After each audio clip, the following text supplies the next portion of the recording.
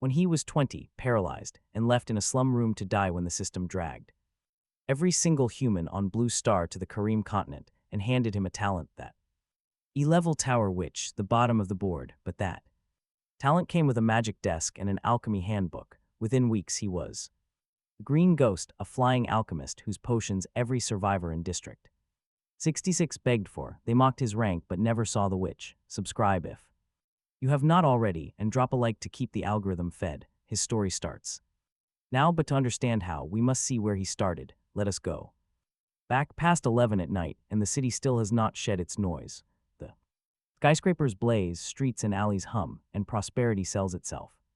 Loud and bright, but every shining thing has its underside, and the underside of this city is the slum where the buildings sag. Electrical wiring stops at the property line and open ditches breathe rot into the air. Somewhere in that dark corner stands a house with a door that does not even lock. Inside, a bed is welded together out of mismatched steel pipes, and on that bed lies a young man named Nam Sanga. He is 20 years old, dressed in the blue and white stripes of a hospital gown that has not been changed in 3 days. His eyes remain fixed on the red aviation lights blinking on top of the tall buildings outside his window. He keeps wondering what it would feel like to stand up there and look down on all of this. He pushes sticky hair off his forehead, a bitter smile cracking across his lips, because for one strange second, it is almost as if he is already standing on that roof of those towers. He was not always like this. 5 years ago, he had a warm family, comfortable life, and parents who came home every evening. Then, a drunk rich kid plowed into their car, paid some blood money, and vanished. The tragic accident took his parents and the use of his legs. His maternal grandmother and his uncle's family stepped in, caring for him just long enough to gain his trust, then drain the inheritance and the rest of his compensation and vanished. 3 days ago, his caregiver finished the job, conspired with his doctor, took the last of his money, and dumped him in this abandoned slum room to die quietly, where no one would find him.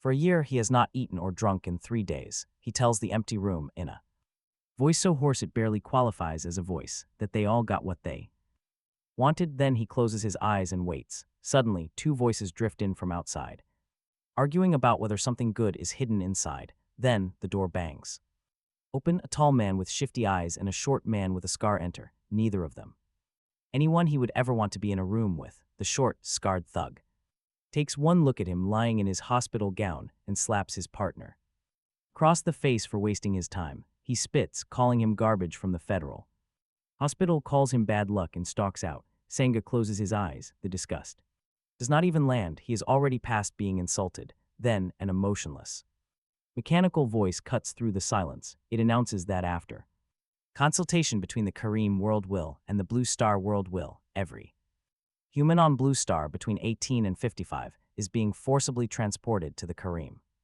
world to alleviate the burden on Blue Star and expand the Kareem population. The short, scarred man outside barely has time to shout a curse. Then everything changes. His body lightens. He falls onto something soft. Opening his eyes, the ceiling is different. Warm yellow light fills the space. Strange green patterns crawl along the solid wood. They cover the walls and rafters. His bed is just straw on a platform. Beside him sits a 50-centimeter table. A vintage oil lamp glows on top. Tiny yellow stars swirl inside the glass. He sees a round, simple window. The door is tightly shut. It is 20 square meters with curving walls. It feels like the inside of a massive, hollowed-out tree. Suddenly, that voice returns. It is polite, cold, and lists everything he needs to know in 8 simple points. Welcome to the Kareem world, a dangerous land full of monsters, magical turbulence, and deadly weather. This planet actively wants him dead. His sanctuary is the only safe haven, completely protected by a powerful magic shield. Upgrading it guarantees survival, but nothing here is free. Everything must be earned. The magic desk in his room has functions that will decide his fate. Using them well keeps him alive. Fortunately, the first week is a safe zone. Monsters will not actively attack yet. Supply chests will spawn randomly across the planet, packed with food, fresh water, and basic survival supplies. But he cannot depend on them. Nighttime on Kareem is extremely deadly. He must get back inside before dark. Only he can enter his sanctuary. No uninvited guests allowed, by special permission from the will of Blue Star. He receives one foundational magic spell, one talent awakening, and one tool. The tool is rank E magic and a talent. He can survive this. Even with useless legs, he can live. He drags his body forward. Using his hands, he crawls across the wooden floor to reach the table. Propping himself up on its edge, he stares at the sleek magic desk. It looks exactly like the touchscreen desks from his old high school. A large panel sits on the left, with a smaller screen on the right. The text tells him to place his hand on it. He does. A chime rings, the glowing green patterns flicker and sink into the wood. A green leaf tattoo blooms on his hand, a key or a registration. He cannot tell. Suddenly, the large panel lights up with 6 sections. These include the World Channel, Regional Channel, and his personal stats. There are 0 friends. He opens the World Channel and freezes. The user count is unbelievable. 22.6 billion people are online. That is more than 2/3 of all humanity. Next is Regional. The display shows he has been dropped into District 666.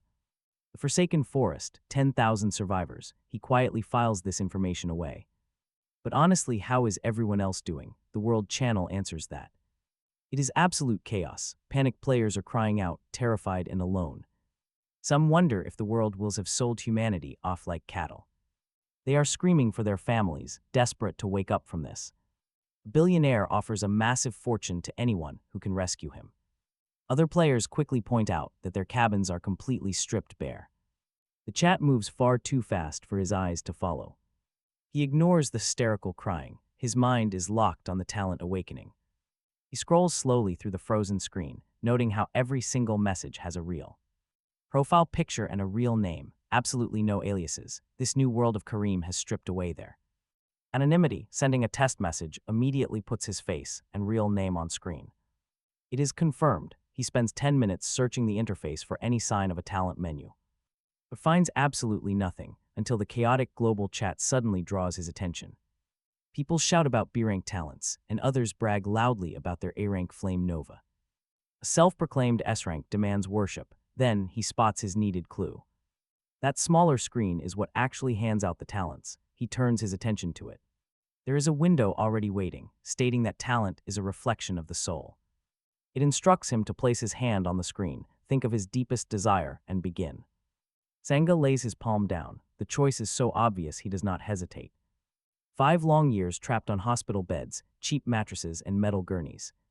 His useless legs betraying him daily. The only thing he has ever truly wanted is to move, to rise, to walk under his own power to the very top. Of those skyscrapers he stared at for days, suddenly a soft system chime rings out loud. He has awakened an E-rank light body technique. Gathering skills and a tool package are granted. The screen suddenly blooms into a massive wall of weapon options. Swords, daggers, sabers, axes, bows, crossbows, and staves of every single shape and size. Spears, hoes, hammers, sickles, and even simple pens are listed. Far too many choices, but as Sangha looks at the weapons, then down at his legs.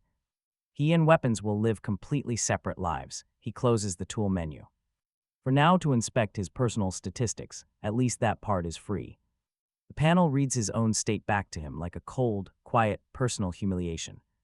Name Nam Sangha, race Blue Starian, level 1, strength is only 2. Agility is 1, constitution is 2, and his spirit is 8 out of a peak 10. He has 20 health points, 80 mana, and his E-rank light body technique. Gathering skill is E-rank. This is all that remains. The only statistic with any real dignity is his high spirit score, which is a relief. You have to admit that single point in agility is just the system being polite. He realizes the tattoo on his hand can be tapped to view this panel anywhere. That is genuinely convenient. Intrigued, Sangha taps a small red dot near his talent. It reduces his body weight to achieve a floating effect for 1 mana per minute. Floating basically means flying, more or less. He takes a deep breath and activates it. Instantly, his body lightens to absolutely nothing. He pushes off from the wooden table. He shoots straight up, smacking the ceiling 4 meters above before bouncing back down. The impact barely registers because his weight has vanished. But he is finally moving under his own power, for the first time in 5 years. He is moving, he laughs out loud, a sound that completely surprises him, and zips back and forth inside the small room. E-rank might be the lowest tier, but it is his and it is exactly what he needed. Suddenly, curiosity takes over. He throws open the door and darts into the pitch black, drunk on movement. 5 years of being stuck in a bed will do that, down below in the darkness. A faint green glow catches his eye. Its distinct shape practically screams supply chest. His growling, empty stomach does the rest. He grabs a nearby branch and pushes off. She drifts down like a feather, landing beside it. It is about 40 centimeters long, the size of a small toolbox. The moment she touches it, a wolf howls behind her. She swings her head to see pairs of glowing eyes glittering in the darkness. She tucks the chest under her arm, pushes off the ground with the other, and rises out of reach. Looking down at the long black silhouettes lurking beneath her, she feels an embarrassing surge of pride. The girl can fly. She flies toward the yellow glow. Leaking from her tree hollow, her sanctuary, she now realizes, is grown right into a tree. The door is set into a hollow, with a thick broken branch serving as a landing platform. She drops through the entrance, slams it shut, and finally rips open the chest. Inside is a bottle of Wakuku mineral water, a sweetie self-heating hot pot, jujinju ham sausage, and a white dress with a tag still hanging off the collar. Reading 3 for 10 yuan, so even these supply chests are scavenged off Blue Star, which explains the whole shipment of bottled water and prepackaged stew. She is far too tired to find it funny. She is also too exhausted to care. She pops the self-heating hot pot, pours in a third of the water, and takes one careful sip just to wet her dry throat. The ham sausage she saves for the morning. She wants a real meal more than anything, but she has spent enough years in hospitals to know the danger of shoving food into a starved body. While she waits for the pot to warm, the initial excitement drains away, replaced by cold sweat. If those wolves had been just a little faster, or the chest slightly heavier, her new life would have lasted 30 minutes flat. Strive for yourself, the world will had declared. Now she sees what that meant. She drops the empty chest onto the system screen to ask what the thing actually is. Shackled treasure chest, E-rank, with 43,200 minutes of stasis, freezing whatever is placed inside. There is even a polite warning about clearing out perishables monthly. So the supply chests are basically magical fridges, meaning a chest hidden in a clearing for 10 days will keep food fresh. She sits cross-armed, waiting for her dinner as she runs the numbers. There is nothing on Blue Star for her to go back to. Her grandmother, her uncle's family, the tending physician, the greedy caregiver, none of them are reasons to live. They are only reasons to survive long enough to find them later and deliver a small surprise. She eats the hot pot like a starving animal, beef tallow and chili. The first real food in 5 years that is not flavorless hospital pap. Now she begins planning her survival in this forest. Her maximum flight time on full mana is 1 hour and 20 minutes, but she must always keep a 20-minute buffer. Her power is not true flight, but weightlessness. More like floating through space. Without something to push off against, she just drifts. Waiting for the wind, she must be careful in open ground, and she has one hard rule. No one can ever see her in the air, not because her flight is a secret that is impossible to hide long-term, but because during takeoff her legs dangle awkwardly. Her body silhouette looks like a sad number 7. She can die, but she absolutely cannot die socially. Principle. That night she curls up on the straw bed, locks the system channels, and passes out. The straw mattress is nothing special, but compared to a hard wooden board in the slums, it is heaven. She wakes at dawn, with sunlight pouring through the round window, ready to cast her skills. He casts a light body technique on himself, takes a few sips of shivering cold mineral water, grabs his saved sausage off the desk, and floats right out the door. Only now, under the bright daylight, does he get a proper look at his surroundings. A forest of massive trees looms ahead, sunlight filtering through the leaves onto a small stream below. The whole place looks like a fantasy painting. His tiny hollow door looks like a tiny sesame seed stuck on a giant watermelon, which is exactly what he wanted. Even if someone wanders past, they will never guess that anyone is living up here. The only issue is that his entrance sits 20 or 30 meters high, with absolutely no stairs. In theory, someone could climb the vines wrapping around the trunk, which is precisely why he is going to strip them clean. He has no use for a secret back entrance, even if strangers cannot reach it. He channels his gathering skill at a thick cluster, and a thick stretch of vine snaps clean, dropping to the ground. This system is brutal. No automatic storage, no basic tools. He floats down, gathers what fell, and hauls it back inside. The exchange system demands he activate the shop before using it, requiring 20 basic units of Supplies for activation. He tosses the vines onto his small interface screen. They register immediately, opening a shop with 10 storage slots and 20 vines recorded. Still not nearly enough to upgrade anything. It is a start. He opens his status window. To verify the chat rumors, that single gathering skill drained exactly 20 points of mana, leaving him with 60. Testing a quick flight also reveals his mana regenerates at 1 point per minute, meaning as long as his bar never hits 0, he can fly forever. A total cheat code, right? While cruising around, he spots a weird cluster of heavy vines, scaling up into a natural tent-like dome beneath a tree. He scopes it out from every angle for 10 minutes, seeing no doors or signs of life. Feeling brave, he squeezes right through the thick greenery to find a wooden cabin, mostly collapsed under the weight of passing years. Old chairs and tables and ancient bookcases are completely covered in moss and weeds. He crawls inside anyway. Anything hidden this well must have some valuable loot. After spending quite some time on his hands and knees, he uncovers a small notebook covered in cracked brown leather, reading Albert's Alchemy Handbook engraved on the cover, while the surrounding wood has rotted to dust. This manual remains perfectly preserved. Opening it up, he finds the pages and ink incredibly clean, likely due to residual mana flowing through the binding.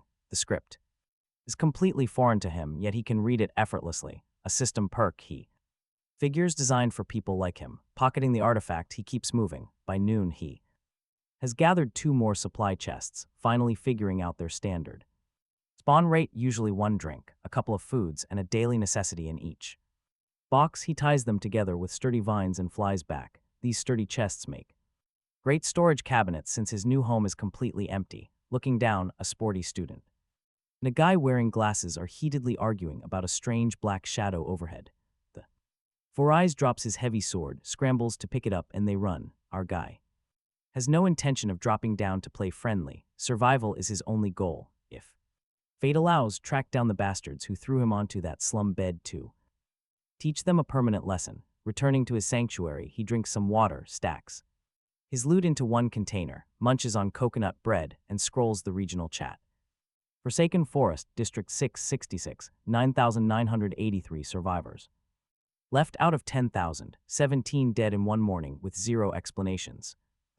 Mostly internet beggars asking strangers to spare them some food. Someone whose sanctuary is 30 meters up a tree begging for rescue. Another warns about a wolf pack. Someone else swears the stream water is undrinkable because they tried it and now have diarrhea. The panel blames excessive internal mana concentration. That matches what the world will told everyone about the air being saturated. The water just amplifies the same problem, so she cannot wash in the stream casually either. There goes her bath plan. A bearded man wearing a head wrap starts cursing in the chat about a fraud named James Bellman who took his pickaxe and never delivered. Then, a second man jumps in to call the bearded one out, naming him San Singh and listing his own fraud convictions from 2 years back. Then, a third name surfaces, Nolan, accused of smuggling. Then Ru Gang, almost beaten to death for illegal logging. Then Baihu, chased for unpaid debt. Then Capone, trying to play Godfather. Then someone sums it up perfectly, asking what kind of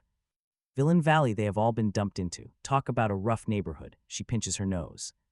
The chat is a parade of robbers, thieves, murderers, fraudsters, and embezzlers. Poisoners, spies, arsonists, drunk drivers, smugglers, poachers, and even traffickers, extortionists, counterfeiters, and forgers. Every category of criminal imaginable is represented here. Even the tall, sleazy man and the short, scarred man from her slum room scroll past with their faces in their avatars. This forest is more of a villain valley than the actual villain valley. Lovely, as long as she does not pitch her sanctuary next door to these criminals. None of it touches her. She gathers another vine harvest. Using her gathering technique, 20 vines from a tree, 20 wood, and 20 stone from a boulder. The base yield per cast is fixed at 20 regardless of the target, which matches her mana cost perfectly. 80 mana per full bar at 1 point per minute regeneration means she can pull 80 units of material per cycle if she rests properly. It takes 2 or 3 days of grinding to upgrade her sanctuary, requiring 2,500 wood, 100 stone, 500 vines, and 10 E-grade demon crystal cores. The crystal cores are the catch. Cores come from monsters, which means fighting. But she has no offensive skills. Well, that is tomorrow's problem. She opens the alchemy handbook. Albert is a smug man. His first line is a manifesto that alchemy exists not just for potions, but for everything. Alchemy is omnipotent. The further she reads, the more she realizes he is also a master who knows how to teach. This guide reads like a textbook by a professor who actually likes his students, breaking arguments down to the bone and putting them back together in plain language. Amazingly, even she, with a junior high education at best, can easily follow it. He demonstrates by walking through several basic potion preparations. By the second example, she starts thinking she can do this. Then she catches herself, wondering when she developed that kind of confidence. She was just a girl in a slum bed who never even started high school, paralyzed learning. Alchemy, it sounds absurd phrased that way, but once an idea takes root inside her, denying it just makes her want to try it even more. Curiosity, that ancient saboteur. She dismisses the internal debate, checks that her mana is full, and decides to fly out and gather some basic herbs for an experiment. Suddenly, a red exclamation mark glows on the screen. The novice tool selection has 9 hours and 51 minutes left. He had forgotten about it entirely, caught up in the talent excitement. In his new world tour, he scratches his head and opens up the tool selector, skipping past all the weapons. His eyes land on a gardening hoe. Ranked tool for clearing soil around plants. Its description even calls the thing cute. And since Albert's notes specifically recommend uprooting wild herbs by the roots to preserve potency, this hoe is perfect. He taps the screen and the little tool materializes right in front of him. It is forearm length with a flat weeding shovel on one end and a digging trident on the other. He straps a chest to his back with vines, grabs the hoe and heads out the forsaken forest once. He reads Albert's notebook, stops being a dangerous wild land, and becomes a pantry. Serrated acetic grass and yellowtail flowers with their flat yellow petals are as common as dirt here. Both are base materials for an apprentice-level potion. He hoes up plant after plant, shakes the dirt off, and drops them into his chest. After just half an hour, his container is half full. He looks up and realizes his wandering has led him right back to the ruined wooden house. Albert actually mentioned his secret workshop in the notebook. Why the man would write his exact home address in a personal diary is pretty hilarious, but he hinted at a hidden basement, and this ruined house is the perfect place to dig. He floats up and circles the area, but finds no door or window. So he dives back into the thick vines with his hoe. The gathering skill combined with this tool is a whole different beast. Every single cast blows a hole through whatever blocks his path, including the thickest vines. The only catch is having to wait for cooldowns, so he digs, rests, reads, and digs some more. He reads the diary again while waiting. Albert's voice in his head is starting to feel like a strict school teacher. Suddenly, a wooden board snaps beneath his hoe, revealing a dark staircase leading down.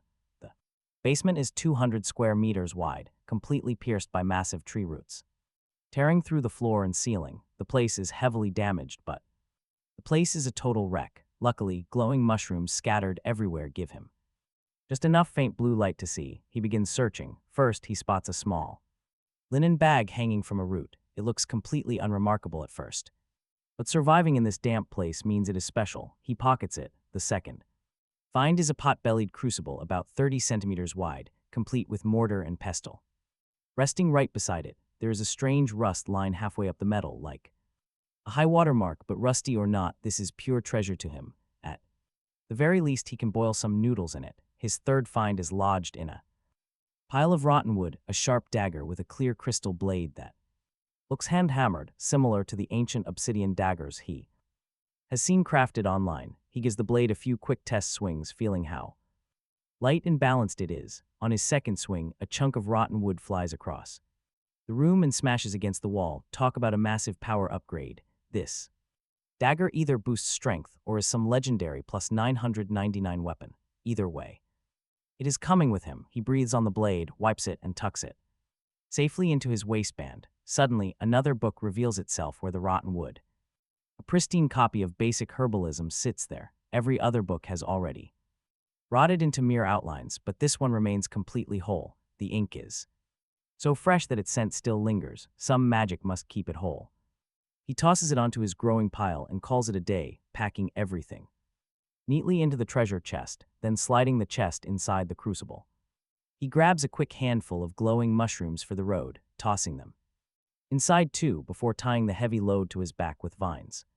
Stepping outside, night has already fallen. He left in the afternoon, dug for, and uncovered a massive hoard. Time completely slipped away from him.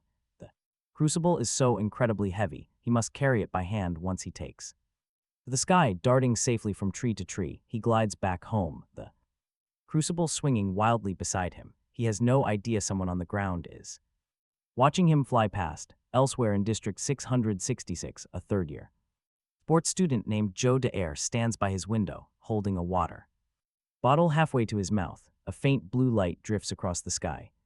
He nearly drops the bottle. Earlier, he was with his childhood friend, Lee Pang, gathering supplies. By some miracle, both had spawned into sanctuaries just 10 meters apart. Now this, he rushes straight to his magic desk and opens the regional chat channel. The usual chaotic mess is in full swing. Someone wants to trade stone for bread. A player named EUL is getting blasted for murder. A user named Mbong is making threats. Others are hunting down some salesman named James over a pickaxe scam. The chat is absolutely wild. Joe DeAir cuts through the noise with a sudden question, asking the entire chat to guess what he just witnessed. They tell him to drop the riddles. He says it straight, a feint. Blue light just glided past his window, slow and steady. The chat freezes. Then a cautious player named Shin Shalak asks him to describe it precisely. He admits he could only see a blue glow in the pitch black. Dimmer than a laser pointer, but moving perfectly smooth. The rumors start. Is it a ghost? Some laugh, others panic. Suddenly, another player reports seeing the exact same thing, dropping low before rising back up with a weird green glow as if it had just fed. Then someone else spots the player count. It just dropped. Instantly, the chat descends into absolute terror. People are losing their minds, barricading their doors, agreeing that nobody should ever go out at night. He is completely oblivious to the chaos, unloading his massive haul at home. Sorting through everything, he grabbed 2 extra supply chests on the way home, which were easy to spot. Green glowing chests are obvious in the dark. He lays his new treasures across the small screen, identifying them carefully. One by one, he needs to know exactly what he has obtained. Before opening anything blindly, the simple linen bag is a worn herb pouch. Rank C, it holds 1 cubic meter of space fueled by magic, herbs. Stored inside never rot. It shrank because the mana drained over time. But feeding it mana will restore it. He nearly drops it in absolute shock. A real spatial item, the ultimate treasure every story protagonist dreams of. 1 cubic meter holds an entire ton of water, which is anything but small. Plus, the fact that it specifically preserves herbs is basically a love letter to any alchemist. He figures out how to channel his mana, pushes it into the pouch, and gets a sudden shock. A 1 meter cube blooms open inside his mind. He tests it, and a supply chest fits easily. The pouch could easily hold 10 chests. Feeling pretty good, he pulls out his next item. It is a C-rank Moonstone dagger, which adds 50 damage to his attacks. It boosts his strength by 30, crafted by an artisan but weakened by years of mana loss. It can be restored with magic. This means his tiny base strength of 2 shoots up immediately. Holding this weapon puts him at 32 strength. His main weakness is completely patched in an instant. From now on, he is sleeping with this blade. Next, he identifies the glowing mushroom. It is an E-rank luminous mushroom, a common light attribute fungus across the land. It loves damp spots and reproduces fast, useful for light. That breeding rate gives him an idea. He could grow them, but they need darkness, and his only water is the sunlit stream. He files the thought away for now. Opening his 2 supply chests reveals the usual loot. There is food, water, a cooling blanket, and a cold, fist-sized glass ball. This cold orb is an E-rank sealing capsule, used for storing large items with mana. He takes the strange device outside, where there is plenty of room to test it. He channels his mana inside, and with a sudden pop, something huge appears. A mattress materializes. It is 2 meters long, over a meter wide, and 15 centimeters thick. These modern supply chests are ordered in bulk. He drags the heavy mattress inside. He clears the old straw off his platform bed and lays the new mattress down. He almost jumps right on, but remembers he is wearing 3-day-old, dirty hospital clothes. Time for a bath. He really wants to brew a potion tonight, even more than sleep. But he needs hot water, and he does not have a stove or a clean container to carry it. So he browses the trade market. Luckily, someone is selling a decent wooden bucket. It is the perfect size and only costs 10 basic units. He buys it instantly. The bucket spawns right on the floor next to his desk, not on top of it. Now he knows that large items spawn on the ground. He grabs the bucket and heads out. He walks down to the stream, fills it under the moonlight, and scans for danger. The moment it is full, he rushes back home as fast as possible. He pours the water into his rusted crucible. 10 seconds later, a harsh reality hits him. He still does not have a stove. He grabs some stones from his storage instead. Choosing 4 matching stones, he builds a makeshift fire pit outside his front door. Setting the crucible on top, he gets ready, lighting a fire inside a hollow tree. Yeah, bad idea. He does not want to smoke himself like bacon, but then he notices more missing gear. No scales, no measuring cups, and no fire starter. Albert's notes are highly specific. They call for 10 grams of acetic grass and yellowtail flour, but he cannot measure that. He has no clue what 10 grams looks like. Confused, he scratches his head. He opens the trading market once again. The only fire starter available is a lighter. The seller, a man named Li Huang, wants 1 unit of food for it. He messages him to check if it has fuel and gets a yes. He offers noodles. Li Huang agrees to the deal, but suddenly demands an extra bottle of mineral water. He counters, offering half a liter of beer or tea instead. The seller makes a request. A formal trade request pops up, the kerosene lighter for the noodles and beer. Apparently, alcohol has the same allure here as on Blue Star. The deal is done. She has no weighing tools. Fine, this is just her first attempt anyway. If she fails, she only loses some herbs. She throws fistfuls of acetic grass right in. Adding yellowtail flour to the crucible, she sparks a kerosene lighter. She lights a bundle of wood, shoving the blazing tinder right under the crucible. 6 hours later, flames are still licking the bottom of the crucible. The water inside has been boiling for ages. She sits resting nearby. Outside the sanctuary, she stirs the broth with a branch as thick as 3 fingers. She grabbed this stick 4 hours ago during her second trek to fetch fresh water. She had to keep the pot from boiling dry. Potion-making sounds fascinating on paper. And let's be real, stirring a boiling pot for hours is insanely boring. Even her solid patience is starting to slip. However, Albert's notes say, the brew needs at least 8 hours, meaning the finish line arrives at sunrise. To stay awake, she opens Basic Herbalism, the guide salvaged from the workshop ruins. She already read it cover to cover earlier tonight, but another pass cannot hurt. Despite its incredibly modest title, the book is packed with valuable details. It details gathering, preparing, drying, and grinding every common herb. The E-grade illustrations are crisp enough to make identification incredibly easy. This guide is actually much better than Albert's personal notebook. It is the difference between a textbook and a private diary. Both are useful. But only one was designed to teach. No offense to Albert, of course. Suddenly, the wind-up alarm clock on the windowsill rings loudly right beside her. That is her cue. 8 hours are up. She traded for this clock earlier. It cost 20 basic units, forcing her to gather materials just to afford it. But with her handy herb pouch, gathering is much easier than before. And the rule that flying beasts cannot harm her still holds true here. So she has started harvesting high up in the trees, even at night. It keeps her completely safe because the local wolves simply cannot climb. There are 0 flying magical beasts around, which is quite surprising. Then she remembers the novice protection period, filtering them out for now. She scoops water out of her bucket to douse the hot embers. After dousing the fire with a wooden bowl, she eagerly peers inside the pot. The liquid has reduced by half. The rising aroma is surprisingly mild.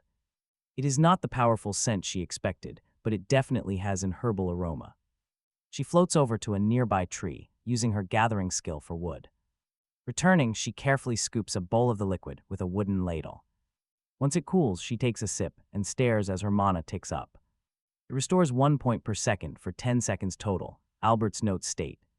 A proper apprentice magic potion recovers 5 points per second, totaling 50. Her creation is only 1/5 as strong as a proper potion. She sits with that. But honestly, as a half-paralyzed and completely self-taught novice, brewing her very first batch with rusted tools and plain creek water, producing something the system recognizes as a potion is actually amazing. Maybe she is a small genius. Still, her next major hurdle is packaging. She has plenty of potion for multiple doses, but she lacks bottles to store it. Mineral water bottles would technically work, but using them feels like absolute sacrilege. Drinking high-grade magic restorative out of a plastic bottle ruins her brand entirely. Luckily, the trading exchange offers 15 milliliter glass test tubes, 10 per box, for cheap. Complete with secure corks, they are the perfect holy vessels for a beginner alchemist. She buys them immediately, carefully decanting the liquid to fill one tube full. This should be a single dose. She drops the sealed tube onto her screen. It is identified as a crude E-rank mana potion, restoring 1 mana. Lasting 10 seconds, the description notes a bloody taste and adds a rude comment. It politely suggests that both this horrible potion and its creator should be remelted. She has been roasted by her own interface. She pours out some to test her theory. The warning about an excessive dosage disappears, confirming her exact measurements. The proper dose is 10 milliliters, so she caps the tubes 2/3 full. Shoddy or not, the system officially recognizes the liquid as a proper potion. This means it can be sold, so she starts a massive buying spree immediately. She sweeps the exchange for cheap test tubes and any useful alchemy gear. Liquid dispensers cost 10 basic units to help her split up the potions. She grabs wooden water ladles for 5 units and cheap spoons for 3. She buys baskets, essential hygiene soap, and just keeps spending her units. She goes until she has spent more than half of her 500 units. Her floor looks like a small market stall, but at least she has soap. She can finally wash. Sunrise is glowing red and she still has not slept. Her hair feels sticky and her skin crawls, but a bucket is not enough. A quick wipe down will not do, so she takes advantage of early morning. She heads down to a nearby stream with her soap and a dry towel. She quickly scrubs from head to toe, rinses off, and flies right back. Shivering from the cold, she dumps her wet hospital gown into a wooden bucket. After carrying her crucible, lamp, and clock back inside, she locks her channels. She drops onto her mattress with soaking wet hair and collapses for 10 hours. Severe hunger wakes her up around 4 in the afternoon. She dresses quickly. She grabs a sourdough roll from her storage chests and opens the world chat. The initial novelty has completely worn off, and people are desperately searching. They leave frantic messages, hoping to find anyone they might recognize. The total population is 22.658 billion. That is roughly 440,000 dead in 30 hours. Even District 666 has dropped to around 9,970. Whether it is by accident or on purpose, nobody can truly say. Suddenly, someone in the channel mentions that their listed book actually sold. It went for 10 basic units, purchased by a user named Namshanga. Others peek at her profile and notice she has been buying junk. They start joking about the mysterious rich beauty wasting all her money. They wonder what she is doing while complaining about their excess materials. The seller explains it was just a basic symbology book he listed. Since he could not learn anything from it, other sellers jump in. They mockingly offer their books, daring the stupid woman to buy them up. She coughs on her sourdough, realizing she might have attracted too much attention. She needs more books to study this world, and others are practically racing. To dump them on her, dropping her bread, she opens the exchange and sweeps everything. From basic drawing and salt usage to the 4 elements and 4 characteristics. Mushroom guides a pile of random literature, plus 2 bonus boxes of test tubes. The public chat instantly notices that Nam Chunga is mass buying books. Some user named Ajan starts shouting in pure disbelief, while others call her foolish. Why waste materials on books when a few more days of solid work gets them a level 2 sanctuary before the stressful novice period finally ends? The afternoon sun dips low. While some keep gathering, the cautious ones are already heading back home. Nobody wants to spend a dark night unprotected in this terrifying forest. Returning safely, they spot her active book sweep on the exchange. They write her off as crazy and move on. Still, a few wonder if that knowledge is actually useful, though no one dares to copy her. Meanwhile, a hungry player opens some instant noodles and begs for a fire starter. The channel immediately responds with sarcasm, telling him to just eat them raw. Eventually, a kind soul offers a free starter as a friendly gesture, making her frown. She is definitely not the type of person who can act friendly with total strangers, but she doesn't pretend that kindness is completely worthless either. Suddenly, a new warning cuts. In "Stay alert tonight," someone writes, because a ghost was spotted nearby. When others ask for confirmation, the response is firm: watch your windows tonight. Hearing about ghosts makes her sit straight up and honestly, who wouldn't panic at that? Unfortunately, the regional chat history resets completely every single night. The oldest entries only go back to 3 in the morning, making her cautious. Wolves can't reach her floating sanctuary, but ghosts are floaters too. They could easily chase a vulnerable woman right out of the sky, glancing around. She looks at her herb chest and decides to stay inside and brew. Risking an outside run isn't worth it. She sets up an automatic trade shop, offering 5 basic materials per book, plus 1 material per box of test tubes. Listing the trade, she starts pouring her cooled potions into 50 empty tubes. As she works, the automated trade catches the eye of local players. Someone loudly announces that the foolish woman has set up automated trading. They quickly catch everyone up on who Nam Chung-ah is and her weird deals, offering 5 units per book and 1 unit per box of test tubes. A player who just dug up a book brags about hitting the jackpot. While the test tubes receive mixed reactions, the global mockery is in full swing.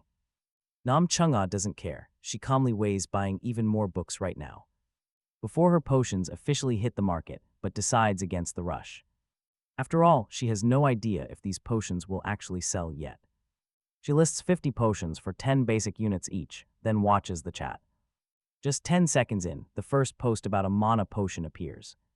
Someone screams about seeing real potions listed inside Nam Chung-ah's private store. Another asks if it is April Fool's, while Caribou gets mocked for confirming. Suddenly, the actual stats pop up, showing it restores 1 mana per second. For 10 whole seconds, costing only 10 basic units, the channel completely freezes. 10 seconds, just 10 basic units per bottle, the main chat channel completely scrolls. First comes the shock that the skillbooks actually work, followed by a sudden realization. 1 gathering technique eats up 20 mana, while 2 whole potions only restore 20. That means buying 2 potions just to gather 20 units of materials is a trap. They are essentially working for Nam for free, and some players already figured it out. Nam remains unmoved. To him, alchemy is strictly about equivalent exchange. 1 unit per mana point is fair, especially ignoring his labor and material costs. By those metrics, he is actually losing money. The chat complains about being scammed. Sold out, the chat reports that every single bottle vanished instantly. Buyers admit they bought them for emergencies, and people are screaming for more. They call him a master, begging to add him as a friend on the network. Nam lets out a soft sigh of relief, finding the perfect niche really pays off. While everyone else is busy out there chopping wood and risking their lives, he stays safely inside, reading his books and brewing fresh potions all day. He is reaching the same goals, just from a much safer direction.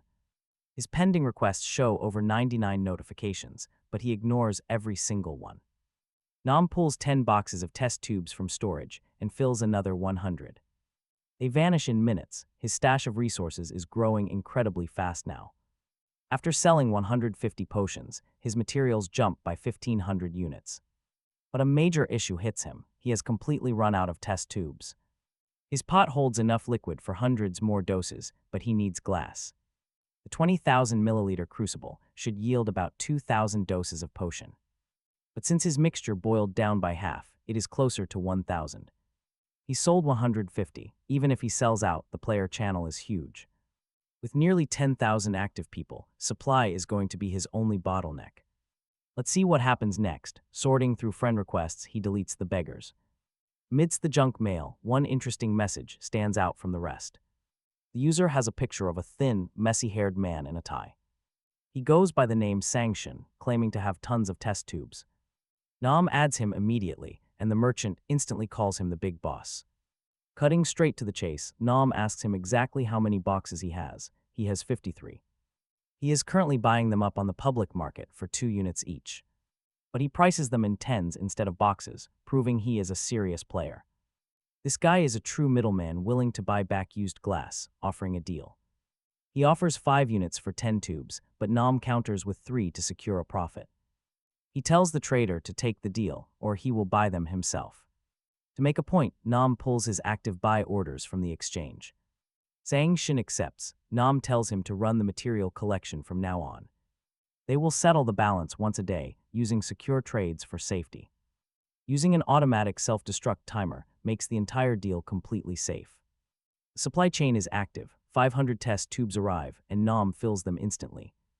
They sell out immediately, and he discovers that the inventory stack limit is quite high. Items stack up to 999, which is wonderful news. Standard building materials and E-grade monster cores all fit into single slots. Nam closes his buy order for stone since his sanctuary upgrade is nearly done. He only needs 100 units, so he changes the listings to buy 10. He prices the potions at 1 E-grade monster crystal core, capped at 10, 5 potions. Go for 500 grams of food or bottled water, capped at 10 units each, his intent. Couldn't be clearer, he is pivoting toward an upgrade, and the channel knows. But buys anyway. With 9,000 survivors, there isn't even one potion. To go around, demand isn't slowing. People grumble, of course. Sarcasm, jealousy, and online beggars demand he lower his prices for humanity.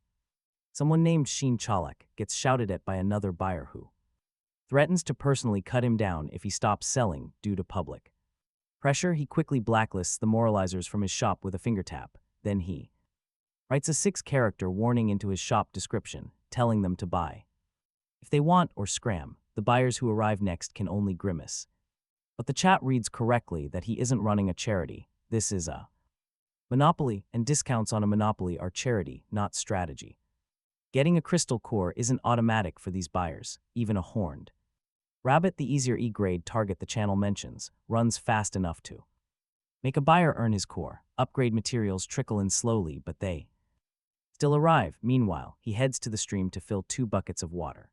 To avoid a night trip, he exhausts his 3 hourly gathering casts on a tree to top off wood, then crawls onto the mattress with some books and starts studying them. Most of these new guides, aside from basic symbology and basic drawing, are functional manuals. Some of them are barely organized, looking like notebooks of a person's random observations. He doesn't care. His body cannot compete with anyone else in this forest, but knowledge is a fight his useless legs cannot drag him out of.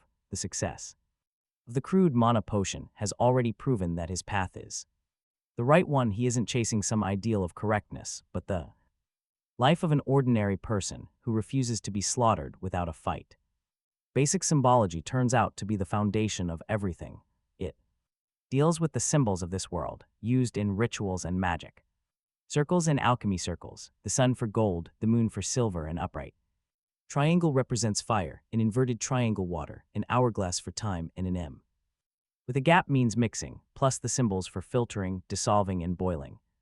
Albert's notes reference the alchemy circle, but with no diagrams. He had just substituted burning wood for the heat function. Now he understands that the alchemy circle isn't just fire control, but an internal circulation system. His ignorance isn't really his fault, since in this world he's functionally illiterate. Basic drawing teaches him how to render the symbols and freehand the circles, which suits him because his father once said he could be a painter, and drawing has always been his one quiet talent. He reads until the wall lantern shifts the light and the woods fill with insect song. A series of crisp chimes from the desk makes him sit up. It is the notification he set for acquisition completion, and it will keep ringing until he shuts it off. He expected the food trade to complete first, but it's the monster crystal cores. 3 came in from different buyers. 7 came in from one, Li Huan, the same Li Huan who sold him the kerosene lighter, so this guy has a very strong combat talent. He taps the sanctuary upgrade button, and the system offers 2 distinct paths. Either triple the size of his tree-hole sanctuary, or double it and add a second floor. He doesn't even hesitate. The second floor wins, hands down. No contest. For 3 days he survived in a slum, staring at skyscrapers. But now, he finally has a real home of his own that can grow upward. Suddenly, the whole sanctuary shakes violently. Anyone less floaty would have been rattled straight across the room. When it stops, 3 walls have pushed outward. The ceiling sits a little higher, and the floor space is doubled to 40 square meters, with a vine ladder appearing in one corner, next to an opening leading up. He is slightly disappointed. It is not a real staircase, but a vine ladder is actually perfect for him. Stairs just eat up space, and he doesn't need them anyway. He grips the vine, effortlessly floating right up. The second floor mirrors the pattern from below, with 20 square meters of bedroom-sized space and no windows, a minor flaw but suitable for sleeping. The first floor will be the workshop, and the second floor will be his bedroom. After all, practicing alchemy in a windowless room would completely suffocate him. The opening between floors is so small that his mattress probably won't fit through. He files that away as a problem to solve, then notices the upgrade panel still waiting. It's still waiting on the desk. He scratches his head, talk about awkward. The Level 2 Facilities panel offers several options and forces him to pick exactly 3. There is a bedroom costing 500 wood, 20 fur, 10 sand, and a living room, plus a storage room and a bathroom with iron ore and a 10-liter water tank. That costs an extra 100 wood. There is also a stove and fireplace. He sees outdoor platforms, balconies with doors, and second-floor terraces. The terrace comes with a beautiful floor-to-ceiling sliding door. Choose from small, medium, or large. He clicks his tongue, brutal budgeting. This mandatory selection makes budgeting cruel, so he scrolls to find a second page. The system says an active alchemy circle has been detected inside his sanctuary. Because of this, he has the option to build an apprentice-level alchemy workshop. It costs 50 wood, 50 stone, 30 iron ore, and 10 sand. He looks at the half-drawn circle he has been practicing on his wooden floor, even. That messy sketch counts as detection. It is mandatory, but he lacks iron ore. Nobody is selling any. Then a face flashes in his mind. Time to message sanction. Any iron ore? Instant reply. Yes, a total professional as always. He needs 40 units. The trader quotes 300 basic units and he accepts. He tells him to send it over. There is absolutely no haggling left in him. The price is the price. Besides, a real alchemist never worries about cash. Money is just a tool, like materials. Sanction's trade request arrives swiftly. It comes with the iron ore and 13 extra boxes of test tubes piled on top. He accepts everything without hesitation. Test tubes are basically currency at this point. With all materials gathered, he selects the bathroom, a large second-floor terrace, and the alchemy workshop. He ignores the rest. Bed, no need, he has a mattress. He already has a mattress, and cooking on a stove would waste precious study time. Extra storage and platforms are just vanity, but the bathroom is completely non-negotiable. The sheer thought of warm water and clean skin has been itching at him.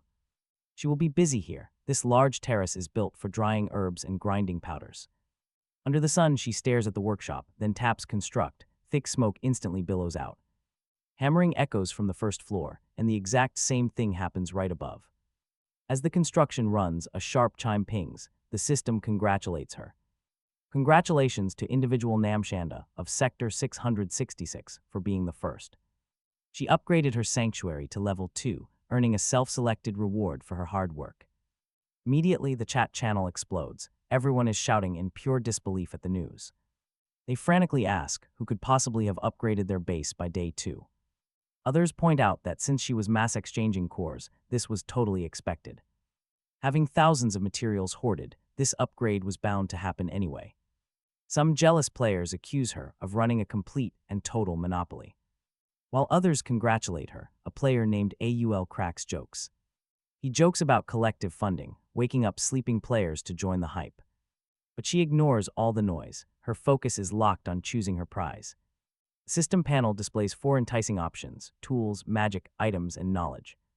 Ignoring the rest, she taps knowledge. Instantly, the screen explodes with endless subjects. The choices are overwhelming. Basic handicrafts, basic cultivation, basic husbandry. There is monsterology, plus monster illustrations. Basic magic tool crafting, celestial studies, and basic astrology. Meteorology, mechanics, and basic enchanting. It is sensory overload. She pushes the panic down. Honestly, what would you even choose here? Her eyes settle on one specific book, Basic Potionology. This is perfect for her. She has plenty of alchemy items, but 0 actual potions. It is the one subject she was faking. Holding her breath, she taps the screen. A leather-bound book materializes on her screen. She carefully picks it up. She quickly riffles through the pages, then snaps it shut, knowing she made the right choice. Without looking back, she floats to her desk to check the next upgrade requirements. The panel above her sanctuary now prompts her to name the place. The system warns her that this choice is permanent. She does not care. She types Heightware only 2 floors, but it is perfect for her. An old obsession stamps the name into the system, fueled by past trauma. No matter where the name came from, it is hers. Next, she checks level 3. She needs 25,000 wood, 1,000 stone, and 100 crystals. That tenfold jump suggests level 4 will require 250,000 wood. How do all these massive materials physically fit inside a single tree? The sanctuary is clearly expanding the interior, so she decides not to overthink it. Instead, she floats over to inspect the newly partitioned wooden workshop. Spanning 10 square meters, it has a sturdy table with several platforms. These are likely for placing samples. There is also a circular window. An iron step sits right beneath the window. The rest is completely bare. The step is identified as an apprentice-grade alchemy base, E rank. Its function is to engrave her personal alchemy circle onto it using magic. Then she can place her crucible on top. The description is quite dry. It says apprentices always overreach their limits, so cheap iron is good enough. Nobody will cry if it breaks. This Kareem world will has a dark sense of humor. Sense of humor. Next, he floats to the bathroom, which turns out to be a combined toilet and shower, featuring a squat toilet, a wash basin, a shower head, and a squat toilet for him. The Kareem world system is committing crimes. Better than nothing, though. Upstairs, the windowless bedroom now has a large semicircular glass sliding door from floor to ceiling. The sand they made him purchase was apparently meant for the glass. Outside is the terrace, larger than he expected, with a vine A-frame awning on one edge covering a third of the area. The vines run directly onto the trunk of the giant tree, so the awning will never wither. He now has a place to dry herbs and a place to read in the late afternoon, with the workshop window directly below him in a square wooden box, the bathroom water tank sitting right beside it. Empty, of course, he is the one filling it. He shuttles bedding upstairs, moving books in the magic lantern up too. He had intended to brew another batch tonight, but his test tube stock is low, and the existing batch is still unsold. Yet the new books are calling, and first things first, he takes a hot shower. Finally, even if it is cold water, he stays under the spray longer than he should, scrubbing the last of the hospital out of his skin. Then he drops onto the bed and starts absorbing knowledge from the new pile, while downstairs at the desk, the channel waits for an explanation that is never coming. The chat keeps itself entertained without him. The moralizers try to start a boycott. Lo calls them out. Then someone named Ivan jokes about being an undercover agent for Blue Star, and someone else hails him as a hero. Soon, the topic of undercover agents completely devours the topic of his upgrade. People go back to calculating their own 7-day deadlines. Most figure 7 days from spawn is the absolute upper limit for a level 2 sanctuary, assuming sunup to sundown. Labor without a single day of slack. Back on the first floor, he is holding a magic lantern in one hand and a bamboo basket in the other, carrying a large meat bun and some tea. It is his standard routine for hunger between reading sessions, basically the equivalent of raiding a midnight refrigerator. But running up and down for snacks is annoying, and he wonders out loud if the magic desk can be moved upstairs. Movable, the desk replies, floating 1 centimeter off the floor with a dialogue box. Convenient, so he starts carrying it toward the ladder, but then he remembers the teleportation function sometimes needs to handle large items, which would be a total nightmare upstairs through the narrow opening. He stops, looks around, and settles on a corner near the workshop. That way it is right next to the alchemy work, and still close to ground level for easy retrievals. Back upstairs with the lantern, he picks up basic potionology, the reward book, and digs in. He has already skimmed symbology and drawing in the early hours, and now he wants the exact subject he is invested in. Half an hour later, he closes the book, eyes shut in pure embarrassment. Basic potionology is, as the title promises, the foundational guide to brewing mana potions. It records recipes, processes, and crucially, all the precautions. He, the freshly titled alchemist whose work the small screen recommended throwing into the furnace, has stepped on every single landmine. There are 6 reasons his first potion was complete garbage. He failed to construct an alchemy circle or use its magical. He realized his heat control was pretty crude. He didn't use his own magic to stir the herbs and base water into a proper fusion. He used raw stream water, which has natural magic, but isn't the processed magic water alchemy actually requires. He didn't filter the mixture, leaving impurities behind, and skipped treating or even properly cleaning the herbs and tools. Then came the final massive blunder. A classic mistake for a self-taught rookie like him. The standard brewing ratio is 10:1, not 2:1. His 20,000 milliliter pot should have yielded 2,000 milliliters. He brewed 10,000 instead. No wonder the rust on the crucible had a clean dividing line right halfway up. The previous owner had brewed at the correct ratio for years. He had run down in the dark to refill the pot, thinking he was about to boil it. Dry, but he was actually supposed to. Pretty embarrassing, but harmless. He sold them anyway. Pocketed the materials, and he certainly isn't offering a refund window. The only cure is brewing the next batch properly and dumping his stock fast before anyone notices. Talk about a risky hustle. Difference, he pulls the air conditioning blanket over his head and drifts off to sleep. Tomorrow he'll gather herbs early, draw his own alchemy circle, and brew it clean. Bright daylight hits him square in the eyes. He yelps and lurches awake, freshly caught in a perfect ambush by the morning sun pouring through those floor to ceiling glass doors. Now that's a serious problem. He needs curtains, a sheet, anything. He has to take a sun fist to the face every morning. Life won't be worth living. He wanders downstairs, eats breakfast, and checks the chat. Absolutely nothing happened last night. The ghost never showed up, which got Joe Derry absolutely roasted in the channel for spreading panic. Angry users are even threatening him. Suits him just fine. It means his night run plan for tonight is totally clear. By noon, he's back home with a loaded supply chest. Through the morning, he gathered somewhere between 40 and 50 caddies of herbs, including ascetic grass and yellowtail flower plus extra components. His afternoon is fully dedicated to symbology and drawing. Potion making can wait. The real bottleneck is the alchemy circle. Without it, none of his new knowledge actually matters. He works through the basic concepts. The sun is gold, the moon is silver, the upright triangle means fire, the inverted means water, the hourglass represents time. He has to keep correcting himself because under the deeper 4 elements and 4 characteristics theory, the symbols are constructed from pairs. Dry plus cold equals water, and he can't afford to forget that. By late afternoon, he's in the workshop drawing his first alchemy circle. Drawing on a solid base means gathering magic at his fingertip and tracing the design directly onto the material. Pretty convenient in theory, but brutal in practice. His finger traces the final stroke, and the base coughs out a thick puff of black smoke. The circle is ruined right in front of his eyes. He sighs, erasing the ruined circle with a palmful of magic, blackening his face in the process, and starts over. Failure number 13. The progress is incredibly real, though. At first, he couldn't even finish the patterns. The failure landed just 2 strokes in. Now he's failing on the final stroke, which is another kind of success. The afternoon slowly turns into evening, eventually a faint golden glow rises up from the iron base. His very first complete circle, an outer ring, an inner triangle, and a small set of symbols. Modest looking, but he cups his face in his hands and whispers, golden legend. As he speaks, 3 thick outward curling legs rise right from the triangular points on the iron base.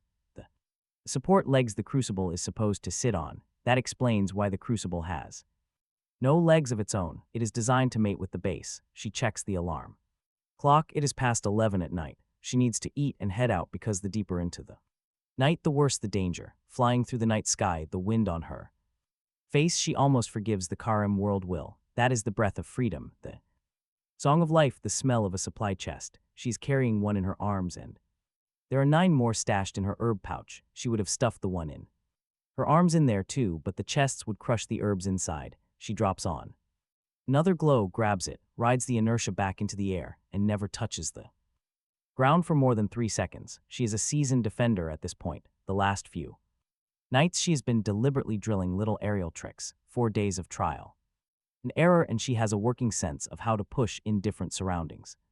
When to bank, how far each push carries her, how to gather herbs from a hover without landing. The one thing she cannot fix is that her legs still dangle when she drops. The number 7 silhouette is a constant. She gets home with 11 chests.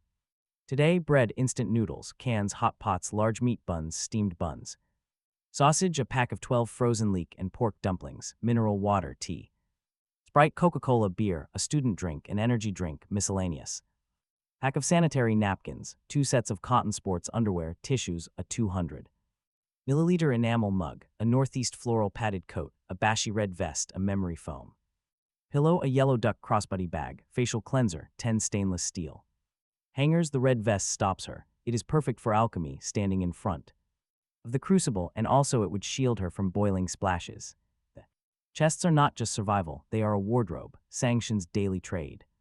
Request arrives, more boxes of test tubes, 20-odd boxes. She accepts. Decant the pot from 2 nights ago. She lists everything in the exchange. By now she is comfortable with her talent, and the channel is comfortable with her as a supplier, which means demand stays steep and monster cores have started appearing. In the exchange at the standard 10-to-1 ratio, people urge her to brew faster. She keeps her own pace. She opens the channel and immediately sees somebody warning that the ghost has appeared again. The irritable old man fires back. The witness this time insists they have proof and posts an image. She taps it open and sees in the dark a faint green glowing shape drifting across the sky. Her stomach drops. She breaks into a cold sweat. She was out for over an hour and could have flown directly into it. The chat lights up. Sightings are everywhere. A white dress, dirty long hair, and no face. The shape is described as a 7, faint green light, with disagreement on whether earlier reports were blue or blue-green. The argument concludes with everyone insisting their own observation is correct. She freezes because the description is starting to assemble. White dress, dirty long hair, the shape of a 7, faint green glow. The green is from the supply chests she is holding under her arm. The 7 is her dangling legs. The white dress is the dress from her first chest. The dirty long hair is hers. The ghost they have all been losing sleep over for 2 days is her. She sits back in her chair. She has been the green ghost of the forsaken forest. The whole time she was crouching on tree branches, hiding from a ghost that did not exist. She was the ghost, awkward, a little, but mostly a massive relief.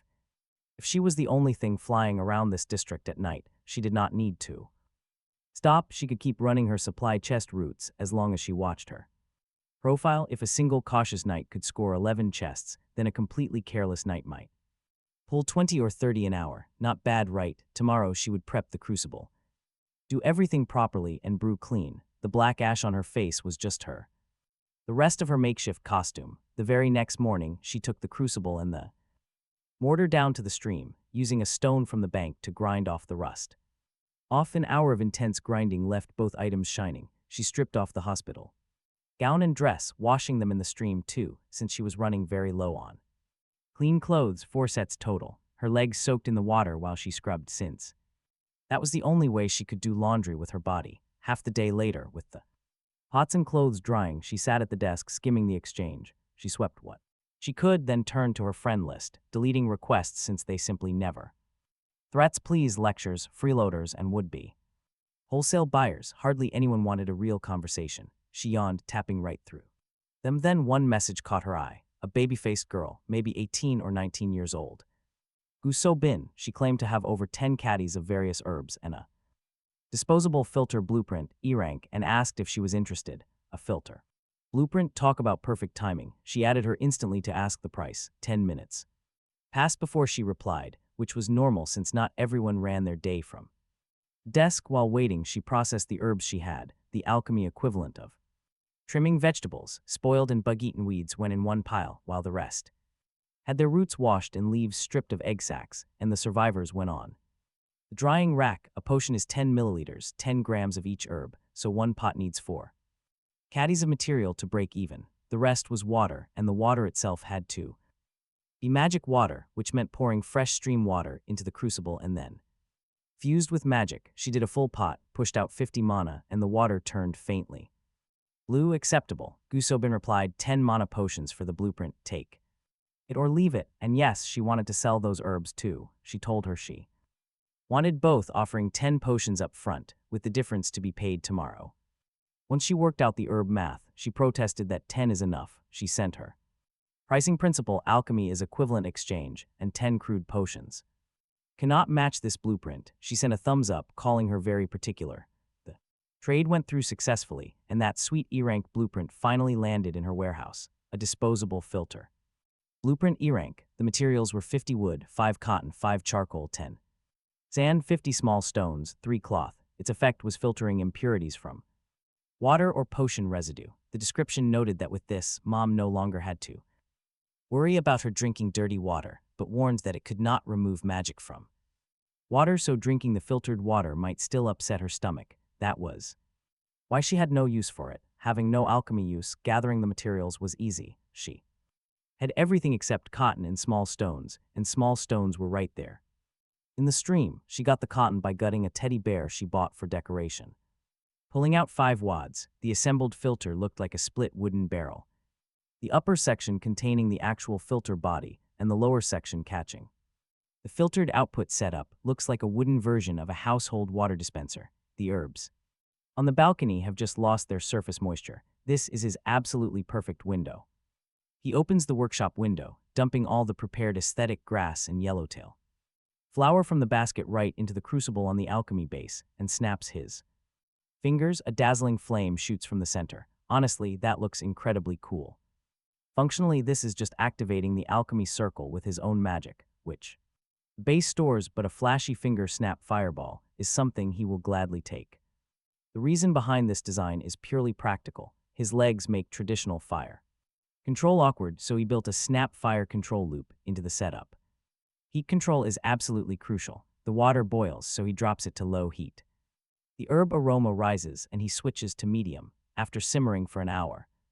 Once heat drops, the 8-hour cooking phase begins. This time he is fully prepared with food, water, research books, and his alarm clock all preset. 8 hours of reading is absolutely nothing to him, especially with no physical strain, since he is weightless and floats. But the reason he is running this hard, beyond just wanting to live well in this new world, is one specific thing. He wants his legs healed. If the federal hospital's high-tech could not do it, then he will try Kareem alchemy to brew a potion that finally lets him walk again. He knows this is a long and grueling plan, which is exactly why his intense hunger for knowledge burns hotter than anyone else's in this forest. Others survive, but he builds. Even if Albert's handbook had never landed in his pocket, he would have ended up here anyway. As of this moment, this is the only path left. If his legs worked, he might be like the others, throwing the books aside, focusing solely on gathering resources and upgrading things, a blessing in disguise, perhaps. But if he could trade it, he would gladly give that blessing back just for his parents to be alive and the disguise gone. Suddenly, his desk alarm clock rings, just as the view outside his window turns from gold to pitch black, and the potion glows just like the base did when he first fired it up. 8 hours done. He puts down his book, snaps his fingers, and the flame quietly goes out. The freshly brewed potion is not ready for bottling yet, but he already knows the drill. He takes a slotted spoon to scoop out every cook-soft herb, wrapping them in cloth with the funnel to squeeze out every single drop of precious moisture. Albert was clear that the most potent part of the potion is in the dregs, and skipping that squeeze leaves him with a half-finished product, which is unacceptable. He leaves the filtration to do its slow work and goes to grab some food. Half an hour later, he returns with a wooden ladle, decanter, and 10 test tubes, and gently ladles the potion from the crucible into the filter without stirring. Then he wraps the remaining sludge in cloth and wrings it completely dry. 20 liters boiled down to 2,000 milliliters is only 4 caddies of water, filtering quickly. The moment that upper chamber clears, he fills a test tube and drops it.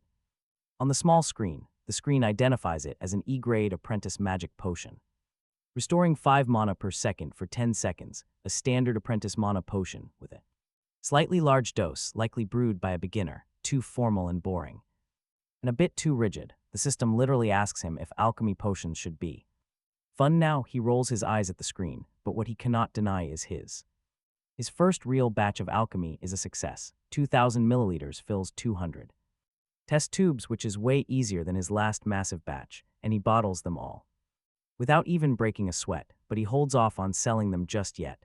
Gyusabin gets the first 10 as the promised price difference, and he asks her where she found her blueprint. Her near-instant reply speaks volumes about her.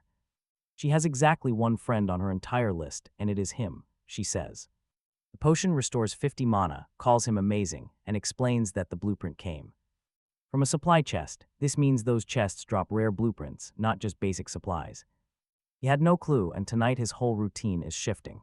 Gyusabin adds that she has been hoarding herbs since learning he could brew, listing acetic grass and yellowtail flowers, magnolia, thorny bramble, stone orchid, and evening glory. He is completely surprised because these are all E-grade herbs, and he never imagined anyone else would bother gathering them. Her special talent helped, but he does not pry. He offers 1 caddy per mana potion, getting back an excited string of yeses. As she initiates the trade, picked herbs are not as potent, and they are completely unclaimed. But Gyusabin has just reminded him of a critical lesson: gathering herbs himself wastes precious time he could spend brewing. With others gathering, he can run 2 pots daily and pocket the sweet profits. A true alchemist worries about everything except the raw materials, so he starts planning how to mobilize the entire population of Villain Valley. This apprentice mana potion is the perfect bait. But most players cannot tell a rare herb from a common weed, so he uses his system camera to snap clear reference photos of every herb he knows, writing detailed identification notes, posting everything directly to his personal homepage. This works just like a blog. Anyone can visit via his avatar, and currently nobody is bothering with online diaries because they are too busy upgrading their sanctuaries before the novice period ends. That is his perfect opening. He lists the potions for sale at 60 basic units each, adding 2 trade listings on top, 500 grams of E-grade herbs for 1 mana potion and 1 E-grade monster core for 2 apprentice mana potions. Now watch how the regional chat channel absolutely detonates. Standard potions restore only 1 mana per second, but his gives 5. Average player mental strength sits around 5 or 6, meaning maximum mana is only 50 or 60. His 50-point potion brings most players to full charge within 10 seconds. Utter chaos erupts in the chat.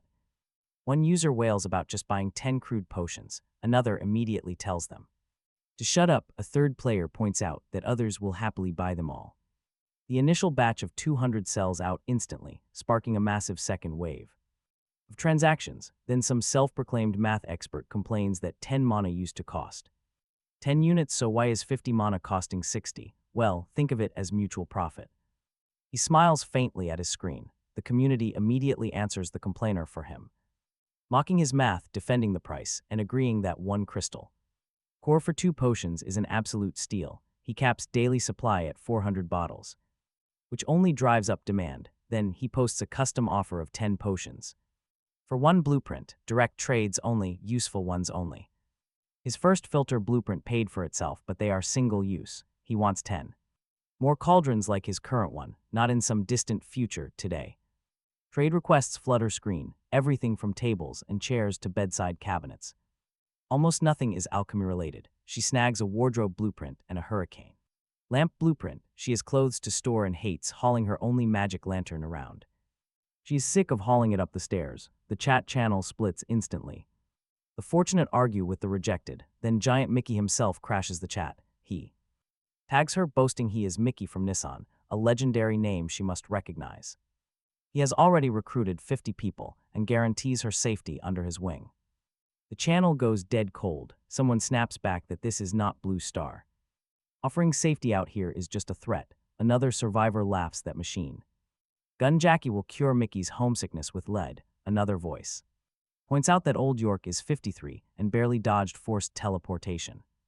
A fourth chimes in that Mickey is talking big only because Old York is not around, somewhere across Kareem continent in a 60 square meter room, crammed with men in dirty black suits. A lean, middle-aged man with slick back hair snaps a wooden stick in his hand. Mickey tells his minions that half of them must hunt Nam Changa to drain the forsaken forest with her potions. The rest will keep farming resources for the level 3 sanctuary so they can upgrade first and grab the reward. Then he dismisses them. He walks to the window, looks out, and reminds himself that being dragged to Kareem continent is the exact opportunity he wanted. Since Old York exiled him from New York, chaos is everything, only an old hand like him can dominate this game. At 53, this is his absolute perfect age to go make his name. What Nam Changa does not know is how many of his 50 men will be wiped out within the week. Right now, she sees her trading post, where her warehouse has quietly doubled from 10 slots to 20 as a hidden bonus of the level 2 upgrade. The scum of Villain Valley kept this secret completely to themselves, never dropping a hint in chat, which is why she is only finding out now. Fine, since they left her in the rain, she will keep her umbrella shut for them too. Let them struggle alone. She is about to head out to hunt for more material chests when Mickey Hayek tags her again. Protect me. That is no polite offer. It is a threat in Cologne. Mana potions are consumables, just like almost every other alchemy product, meaning any ambitious power wants to lock down the alchemist. She has known this truth since her very first batch. She realized it even more after finding out Sector 666 is Villain Valley, crawling with ambitious snakes. The danger is off the charts. That is why she avoids meeting anyone in Person, as long as her sanctuary remains hidden, she is safe. Mickey Hayek is. Welcome to try. If he can find her, let him come. She sneers and flies out of her sanctuary. An hour later, she returns, dumps her haul, and leaves again. She finishes a third run before midnight before finally stopping. Mickey's tag puts a sharper edge on her movements. She needs to stock food and crack chests. While time allows, out of over 30 boxes, she gets 0 blueprints. Just food and water. Is it good luck or bad? She has no idea, maybe. The issue is always pulling tens. Should she try single pulls instead? Either way. Night runs are over. Starting tomorrow, she stays inside to brew potion after potion. At his current burn rate, he will hit the level 3 material requirements. By tomorrow night, these materials are not enough. He needs defenses too, 400. Potions a day is his absolute time limit, unless he increases the dosage. He thinks for a moment, then pings Li Huang, who accepts the request almost instantly. He asks if Li can make wooden boards and stone slabs, who then asks for specifications. He requests cubes of 10, 20, 30, and 50 centimeters, at least 1 centimeter thick. Li says he is heading out to get them. Wait, is he actually going? Outside at night, he sits there blinking. Either Li is recklessly bold or Kareem's Knight has no grip on high-level combatants. 2 minutes later, Li sends him a direct trade. The boards and slabs are exactly as specified, still warm, 10 of each. He sends back 1 apprentice mana potion, explaining that he will run tests first, and if they work, Li is on the hook for a massive order. Li agrees, saying they will talk price. Then neither of them drags it out. He takes the boards into the workshop and starts drawing his first alchemy circle bases on them. Wood, however, is too fragile to hold a circle. Stone slabs work, but they shatter the moment they are heated and allowed to cool, single use only. No wonder apprentice-grade alchemy bases are forged from iron in the books. He sends Li Huang his order for 10 centimeter slabs at 100 per potion, 20 centimeter slabs at 50, 30 at 20, 50 at 10, requesting 1,000 of the small ones, 500 of the next, 200 after that, and 100 of the largest. If the price is wrong, tell him. Then he yawns and starts a shopping run on the exchange. He buys enamel mugs, double-layer stainless steel steamers, 21-liter hotel soup pots, and 20-liter thickened iron buckets, grabbing everything he can find with a sealable opening. Over 100 of the small enamel mugs, acting as experimental glassware for him now. After that, he pulls out the wardrobe and lantern blueprints he acquired earlier. Both are single-use. The wardrobe requires 100 wood and 20 sand. Lantern needs 10 iron ore, 10 sand, and 5 glowing mushrooms. This furniture has no levels.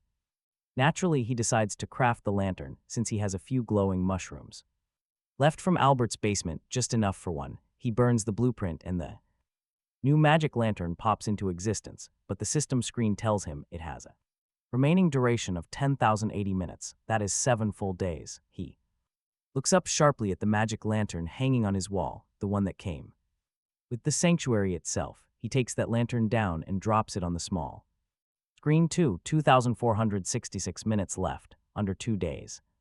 Ready to bet every other sanctuary's lantern is on the same clock, and nobody has noticed because nobody thinks to check. So when the 7-day protection period ends, the lanterns go dark. And what lights the room then? Bonfires. Indoor wood fires. Without a stove or chimney, they will have to crack windows and doors open, and even an hour or two a night gets uncomfortable fast. 1 night of brewing eats more than 100 units of wood for him, easily 5 or 6. Gathering techniques. Anyone without magic burns right through their resource budget just keeping the dark out. He goes quiet, thinking of the business angle. Glowing mushrooms make lanterns and potions both. Potionology mentions glowing potions but does not explain their use. What if the liquid inside the lantern is one? He looks at the lantern with less time on it. Their durations overlap, so he can spare the dying one. Taken apart, he finds a thumb-size opening. He pries the top open with a toothpick, sending a string of glowing liquid drooling down onto the small screen. It is a glowing potion at E-, almost entirely out of juice. Useless for recycling, just another consumable, but he will be back in business the second the city goes completely dark. He carries the new lantern upstairs to read himself to sleep, a regular nightly habit now. In the morning, he is eating simple bread and milk when Li Huang pings him back with a single word, okay. The entire order was finished overnight. He grabs the slabs, sends 40 potions, and asks For stone-stirring rods, 20 at 1 meter long and 100 at 30 centimeters. He demands 5 mana potions in return. No problem, he replies. 10 minutes later, they arrive. These stone rods make perfect stirrers, the wooden branch he used before leached plant. Matter into the potions if left inside too long, forcing him to constantly dip it and pull it out, but with stone that chore is gone. He starts brewing immediately, but with so many new bases and containers on hand, he now needs way more herbs prepared, a tedious task taking over an hour. While that prep runs, he lays 100 slabs across the first floor hall, topping each with a large enamel mug. These mugs are not meant for standard mana potions, they are for his secret weapon. He scoops mixed magic water into every single container, one ladle at a time, and kicks off the brewing. Between stirs, he sits down to process more herbs because standing at the crucible for 8 hours doing nothing is a sin. Waste is shameful, as Albert would probably say. By noon, he checks the magic desk, finding a parade of small herb deliveries from the channel. Almost all of them are cleaned passably well. The magic screen polices the quality, so he does not even have to argue.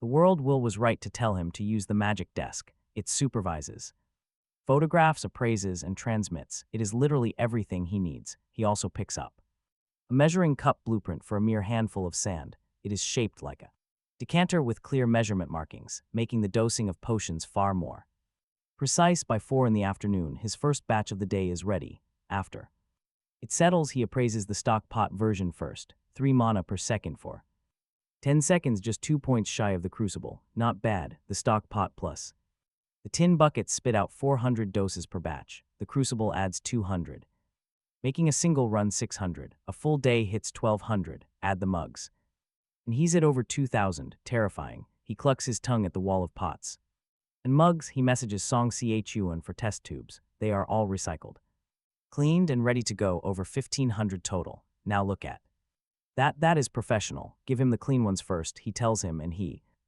warns him the price is spiked due to other merchants driving it up. He adds an extra unit of materials and tosses in a few apprentice mana potions as a cleaning bonus, since that chore was supposed to be his job.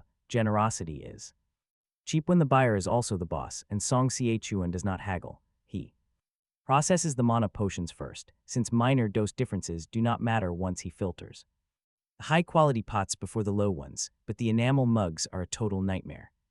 Every single time he switches potions, he has to scrub filters, decanters, and strainers all over again to prevent contamination. He starts at 5 p.m.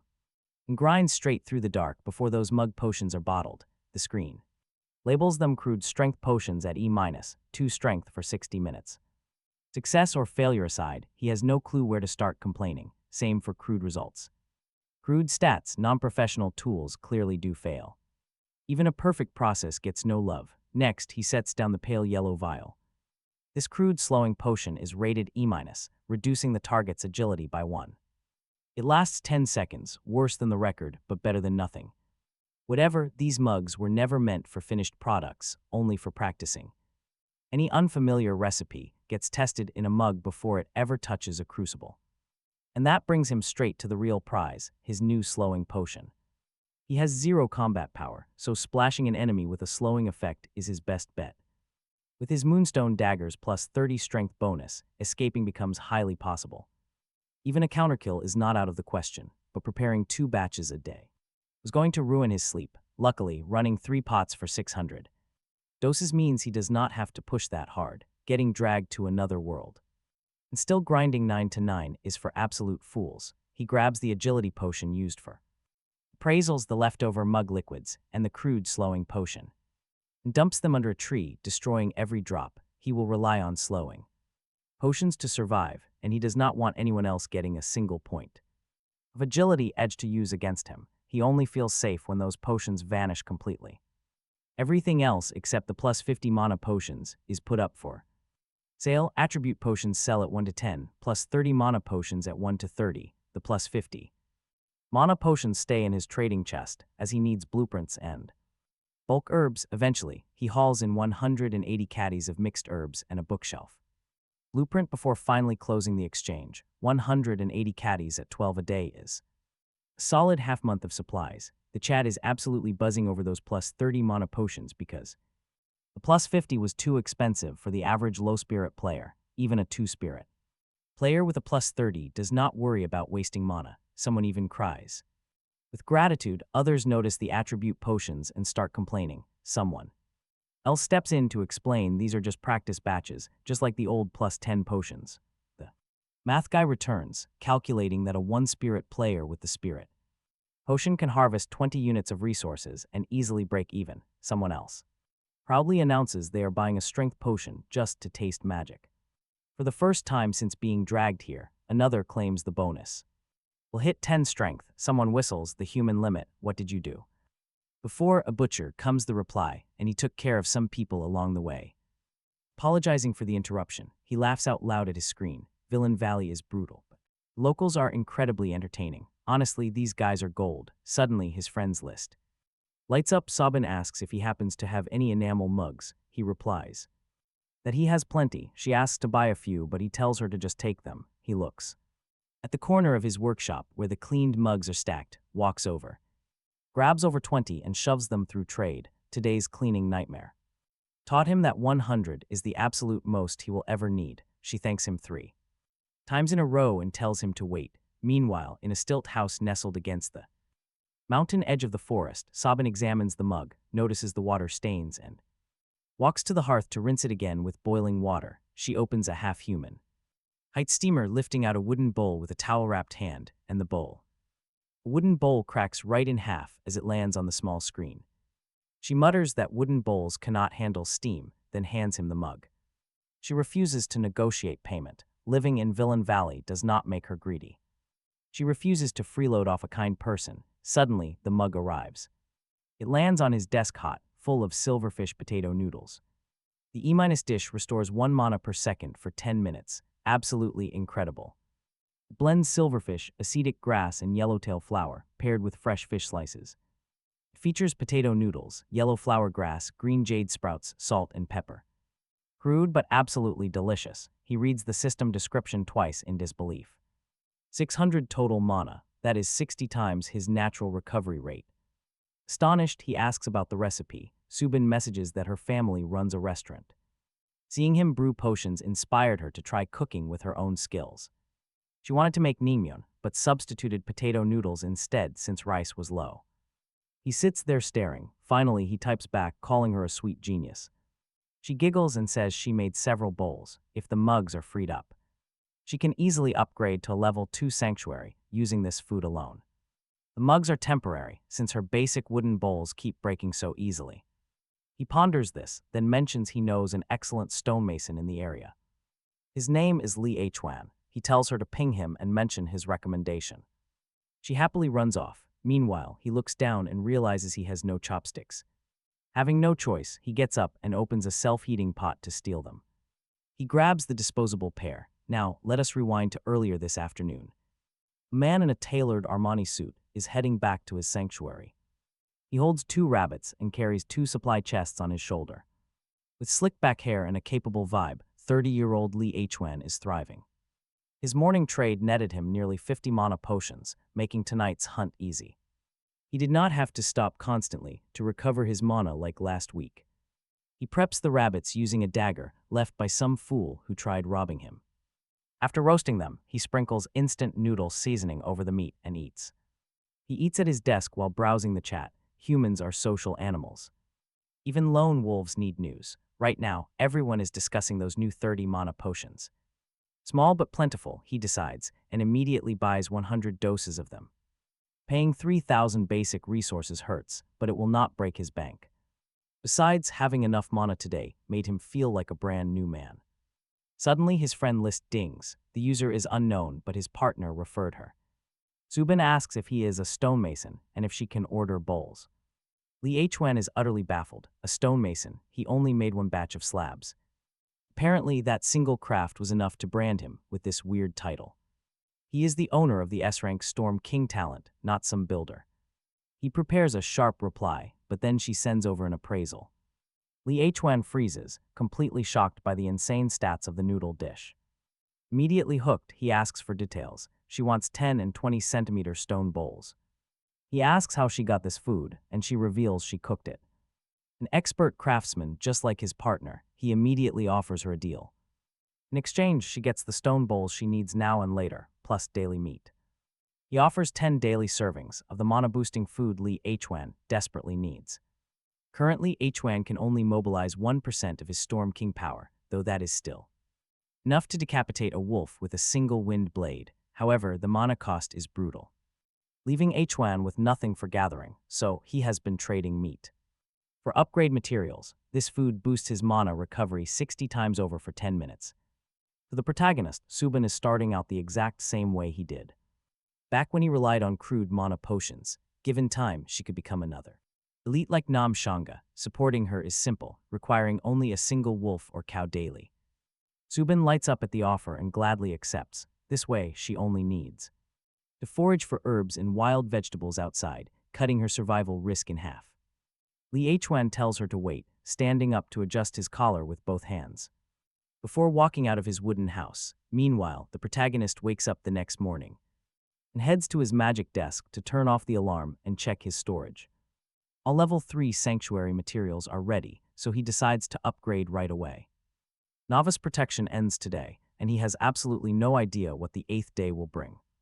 The sooner he upgrades, the sooner he sleeps. Naturally, the system prompts him to upgrade. He agrees and gets 2 choices: expand the tree cave threefold or double its size with a 3rd floor. He picks the second option, though the costs are steep. A bedroom costs 500 wood, 20 fur, and 10 sand. A living room takes 500 wood, 100 stone, 30 fur, and 50 sand. The fireplace takes 300 stone, and outdoor balconies scale up by size. Mandatory door purchases are forced. Next up, the bathroom costs 500 wood and requires an automatic heating system with a 50-liter tank.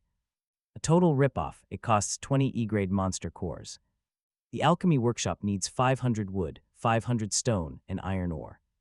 He must also buy a 1,000-liter tank, but he only gets to choose 3 upgrades. Classic trap: they promise free early upgrades, then run a massive 10-fold price hike.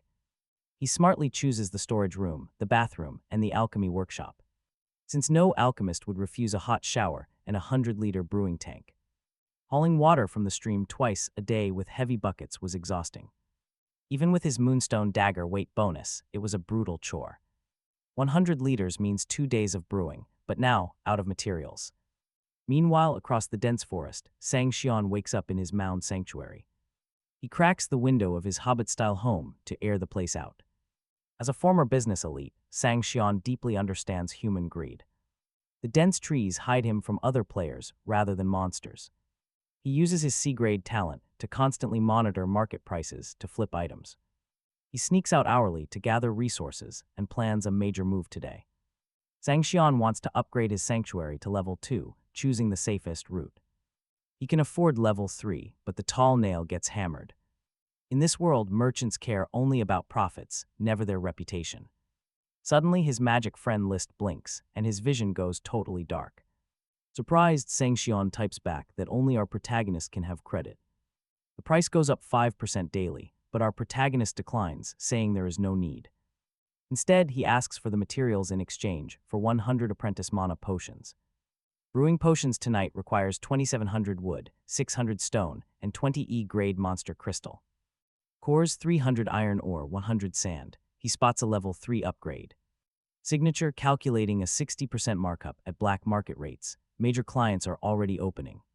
Shop early, Sang Chuan agrees, demanding partial payment up front and asking if he wants to add anything else. He tells him to suggest something. He asks if he has potions that restore health to match the mana line. He says yes, confirming a healing potion is one. He asks for the exact effects. He replies that he has not brewed it yet, so he must wait until this afternoon. He agrees. Nam Konda sends him 10 plus 50 mana potions as partial payment. Sang Chuan confirms with a simple okay, tossing the materials over through trade, then immediately messages his other major client, Li Chuan, offering 10 plus 50 mana potions. Li Chuan replies with a single word send, because his are in high demand. Those plus 50 mana potions sell for 70 base units on the black market, so Sang Chuan pockets 700 extra on the resale with a smug curl of his lips, looking forward to the afternoon, especially the never before brewed healing potion, where he can mark up by 100%. He knows his place though. Pricing belongs to Nam Konda, he just sweeps up the leftovers. Suddenly, the World Will's voice rolls in, announcing that the legendary individual Nam Konda from Zone 666, Forsaken Forest, is the first to upgrade a sanctuary to level 3, earning one self-selected reward as a prize. Sang Chuan's lips curl once more. Talk about a massive milestone. In the regional chat, voice complains that he was about to head out, but Nam Konda's upgrade forced him to sit down and post first, promising to reach a level 2 sanctuary by tonight. Another player sighs. They simply cannot compete, if you already know that. Then stop babbling and go collect materials already, but they are just babbling too. A level 2 player chimes in, planning to rest, while others praise the top dogs. After upgrading, Nam Konda opens his rewards, completely skipping the first 3 options to go straight for knowledge, remembering how well basic potionology paid off for him before. Now comes the hard part, choosing. Basic mineralogy looks promising because alchemy utilizes ores, but that would serve mechanology more than him right now. He deliberates, gritting his teeth before stomping his foot to choose basic magic circuit. Studies, these circuits are standard lines drawn with his own magic to connect points and trigger functions. It is not as complex as symbolism, but far from simple. The geometric shapes connecting the various symbols on his alchemy circles are actually magic circuits. Mastering this directly enhances his alchemy circle drawing skills. Plus, the advanced magic puppet studies he highly coveted actually require magic circuits as a prerequisite first. He is simply not ready for puppets yet. Magic circuits bridge the gap. He throws himself fully into today's heavy brewing. While reading on the side, Pure Heaven, the special healing potion promised to Sang Chuan and yesterday's planned slowing potion both need to be completed. The slowing potion claims the crucible, while the healing potion takes the stock pot. He rushes back and forth, filling up the new water tank by the bathroom before starting the brew. It is worth looking at the crucial differences between potions and elixirs. While both require crucibles, potions are drinkable liquids consumed by oneself. Elixirs are thrown directly at enemies, vaporizing or sticking right on contact. That is the most basic rule on the continent. If an enemy throws a potion at you, it is almost certainly an elixir attack. Only a few exceptions exist. That mistake is for novices. For alchemists, there is a simpler test. Boiling starts. He sets down the stone stirring rod. He takes out a bottle of nutrient X-ray, opens it, and pours 20 yellow ringed objects of similar size into the boiling potion. They tumble and twist in the heat. These are yellow ringed legless worms from the Kareem continent. Insects that alchemists name for their body rings, or as blue star people would say, earthworms. The distinguishing rule here is about composition. If anything besides plants is added, like insects, living creatures, or blood from magical beasts, make no mistake, it is 100% an elixir. He collected these earthworms a few days ago while gathering herbs, along with green-eyed frogs, amplifier bats, centipedes, red stone rats, and withered wood snakes, stone salt leeches, fiery red ants, and grass saw insects. He was disgusted at first, but as a beginner alchemist short on materials, he cannot afford to be picky. Meeting them is fate, and skipping them would let down the great teacher Albert and blaspheme alchemy. They are drying on the second floor terrace, and another 2 days will see them ready for grinding. Because of the supreme rule, he had been hiding them, but these elixirs forced him to bring them out. Centipedes can be used whole or ground to powder with different effects. Either way, today he is after reduction. He notes the key details since the great teacher Albert will test him. By afternoon, today's batches finished without the enamel pots running. The day is much calmer than yesterday. After cooling and settling, he bottles and appraises them. Apprentice level magical potion of slowness at E grade. When the potion bursts on enemies, it splashes across their skin and drops their agility by 3 for 10 seconds. 3. Agility is not nothing. 6. Agility is not much. Let the enemy taste an instant break. He nods, satisfied. 3. Agility might sound tiny, but watch how this changes things. Blue star agility maxes out at 10, even a peak superhuman losing 3 drops to 7, and a body used to peak motion needs a beat to adjust to the loss. A beat is all he needs to fly. The catch is hitting them, and he is not worried about that either, because if he throws 200 at once, statistically 1 connects, and on a life or death day, he will not feel bad about cost. Companions would already be dead at that point. To be honest, his materials are still too Few, the snakes, the insects, the rats, the ants, each one produces an elixir. More useful than the worm-based slowing version, but he does not have enough of any. Single one for a full batch, mug-level microbatches waste tools, the slowing. Potion is what scales, and he wins by quantity, after bottling these. Lifesavers, he cleans every tool top to bottom, then filters and bottles the healing potions. Crude healing potion at E- restores 3 health per second for 10 seconds, a barely usable healing potion. Would anyone really need such a thing? Yes, plenty of people. The plus 30 mana potion already proved the lesson. Plus 30 health for a player with 20 total is wasteful, but for him selling them is not a worry. He keeps 10 and contacts Sang Chuan, past 5 in the afternoon. The gathering rush is coming back to sanctuaries, the exchange. Spikes. Sang Chuan is restless at his magic desk. He drums his leg, watches. The friend list 6 is creeping up and he has not pinged. Sang Chuan does not think he wants to run, but thousands of resources and 100 potions are on the line. His friend list dings. He swipes open and she sends over the healing potion appraisal. Thump, thump, thump, 100% profit, absolutely. His throat goes dry, so he grabs his green tea and gulps. She asks how many he wants. All of them he wants to scream, but a mature businessman stays unfazed by immense profit. He runs in 18-bend mental sequence on her. She is the type who does not care about price if she thinks it is worth it, but rejects free things if she thinks they are not worth the shelf space. Generous, no fuss, and no fixation on gains or losses.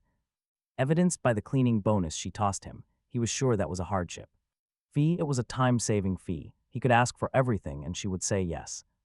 But greed is bad for the long term, and nobody likes greedy people, even greedy people themselves. He types 30 bottles, choosing 30 because it is not too few.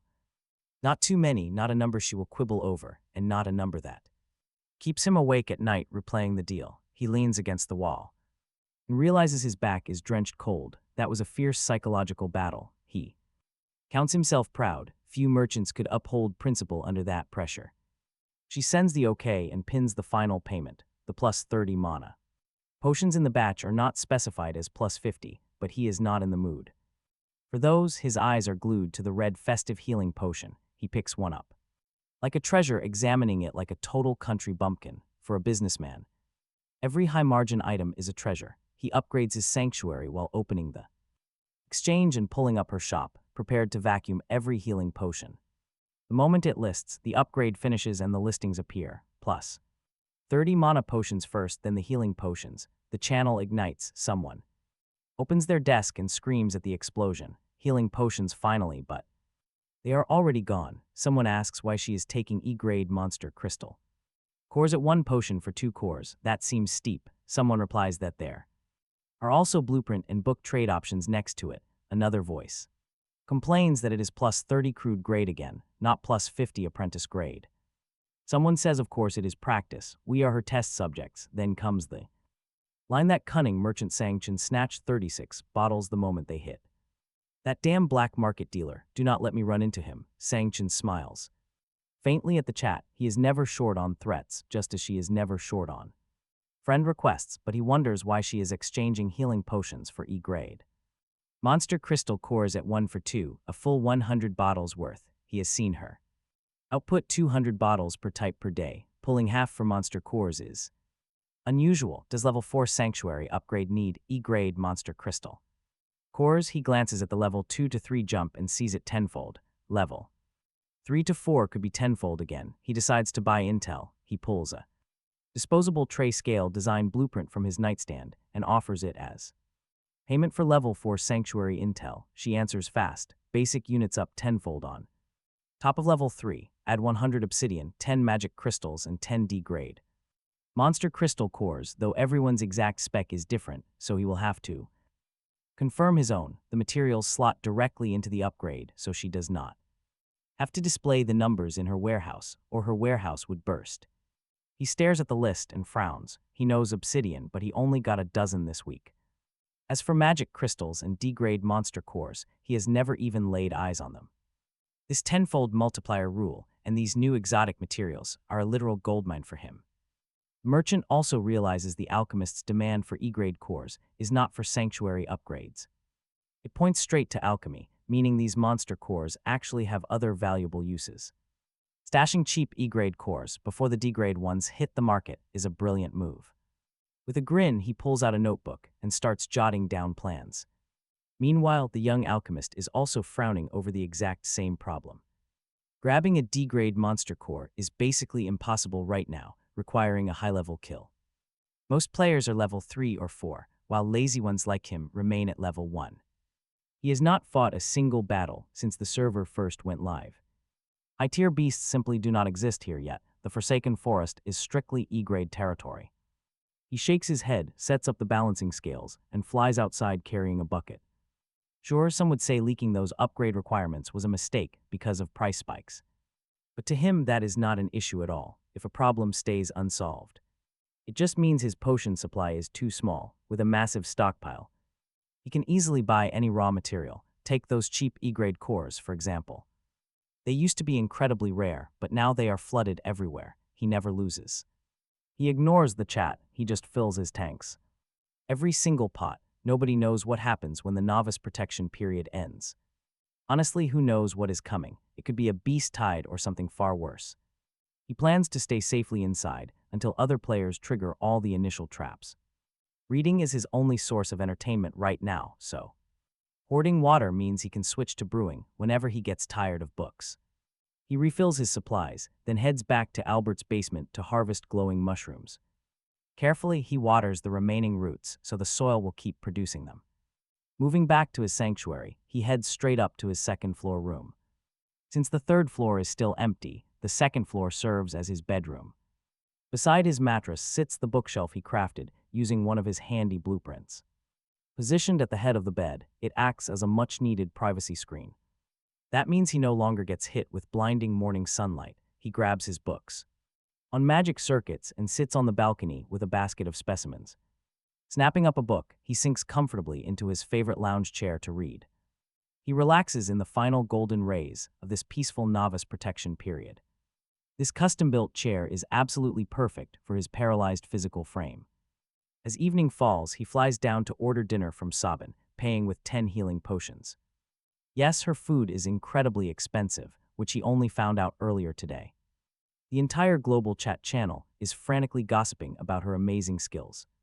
After she started selling meals yesterday, her dishes became instant bestsellers. In District 666, while others chase power, he only cares about flavor.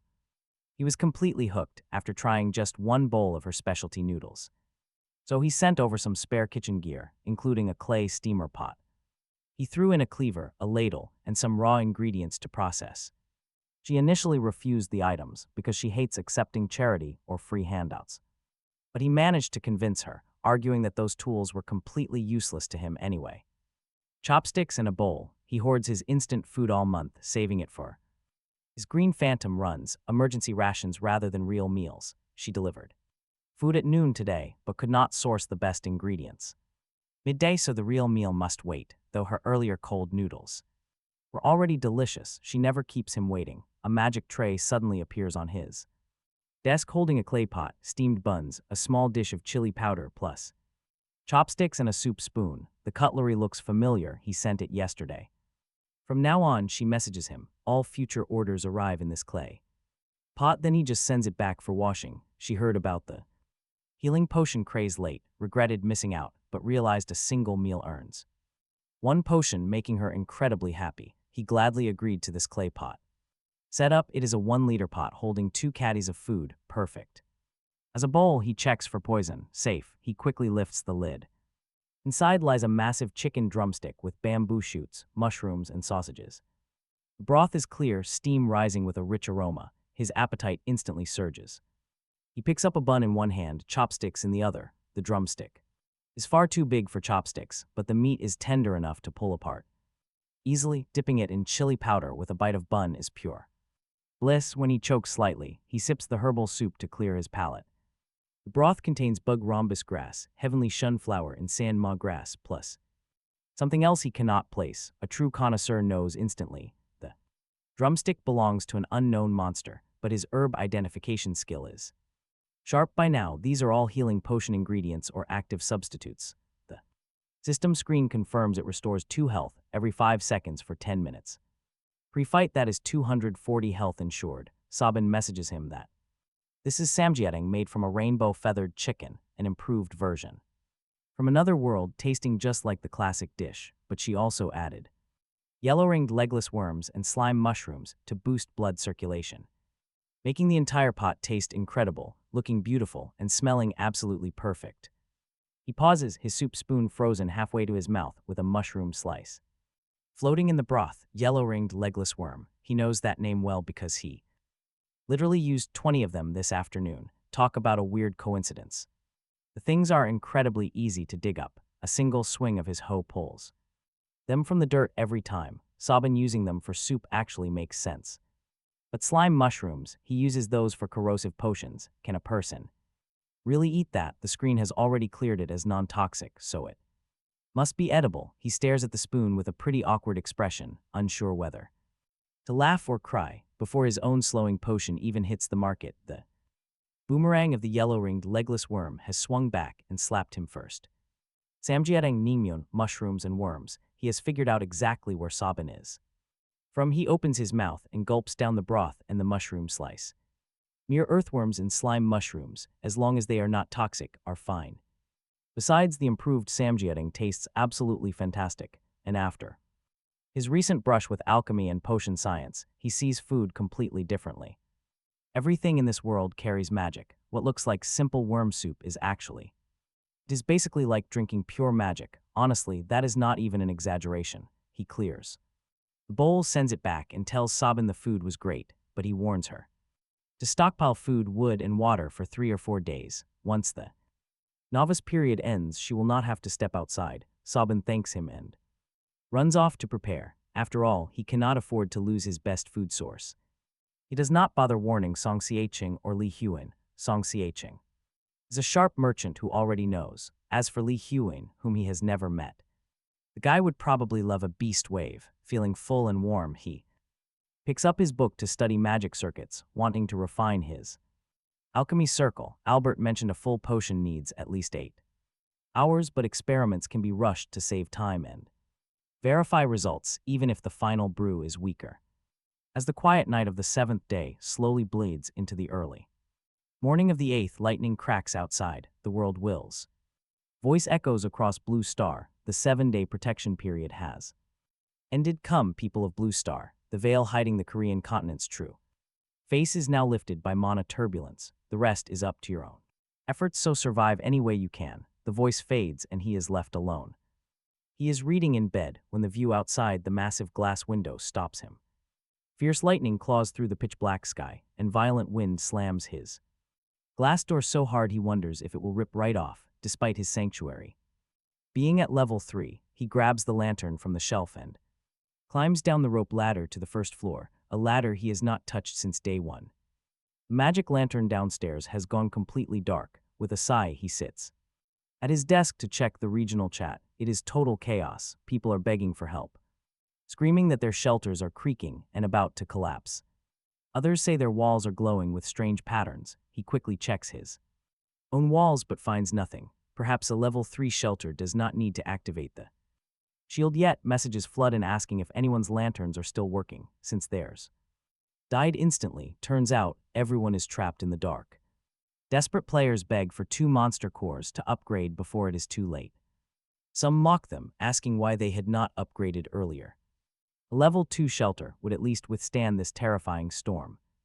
They had the exact same week to prepare, while others advanced.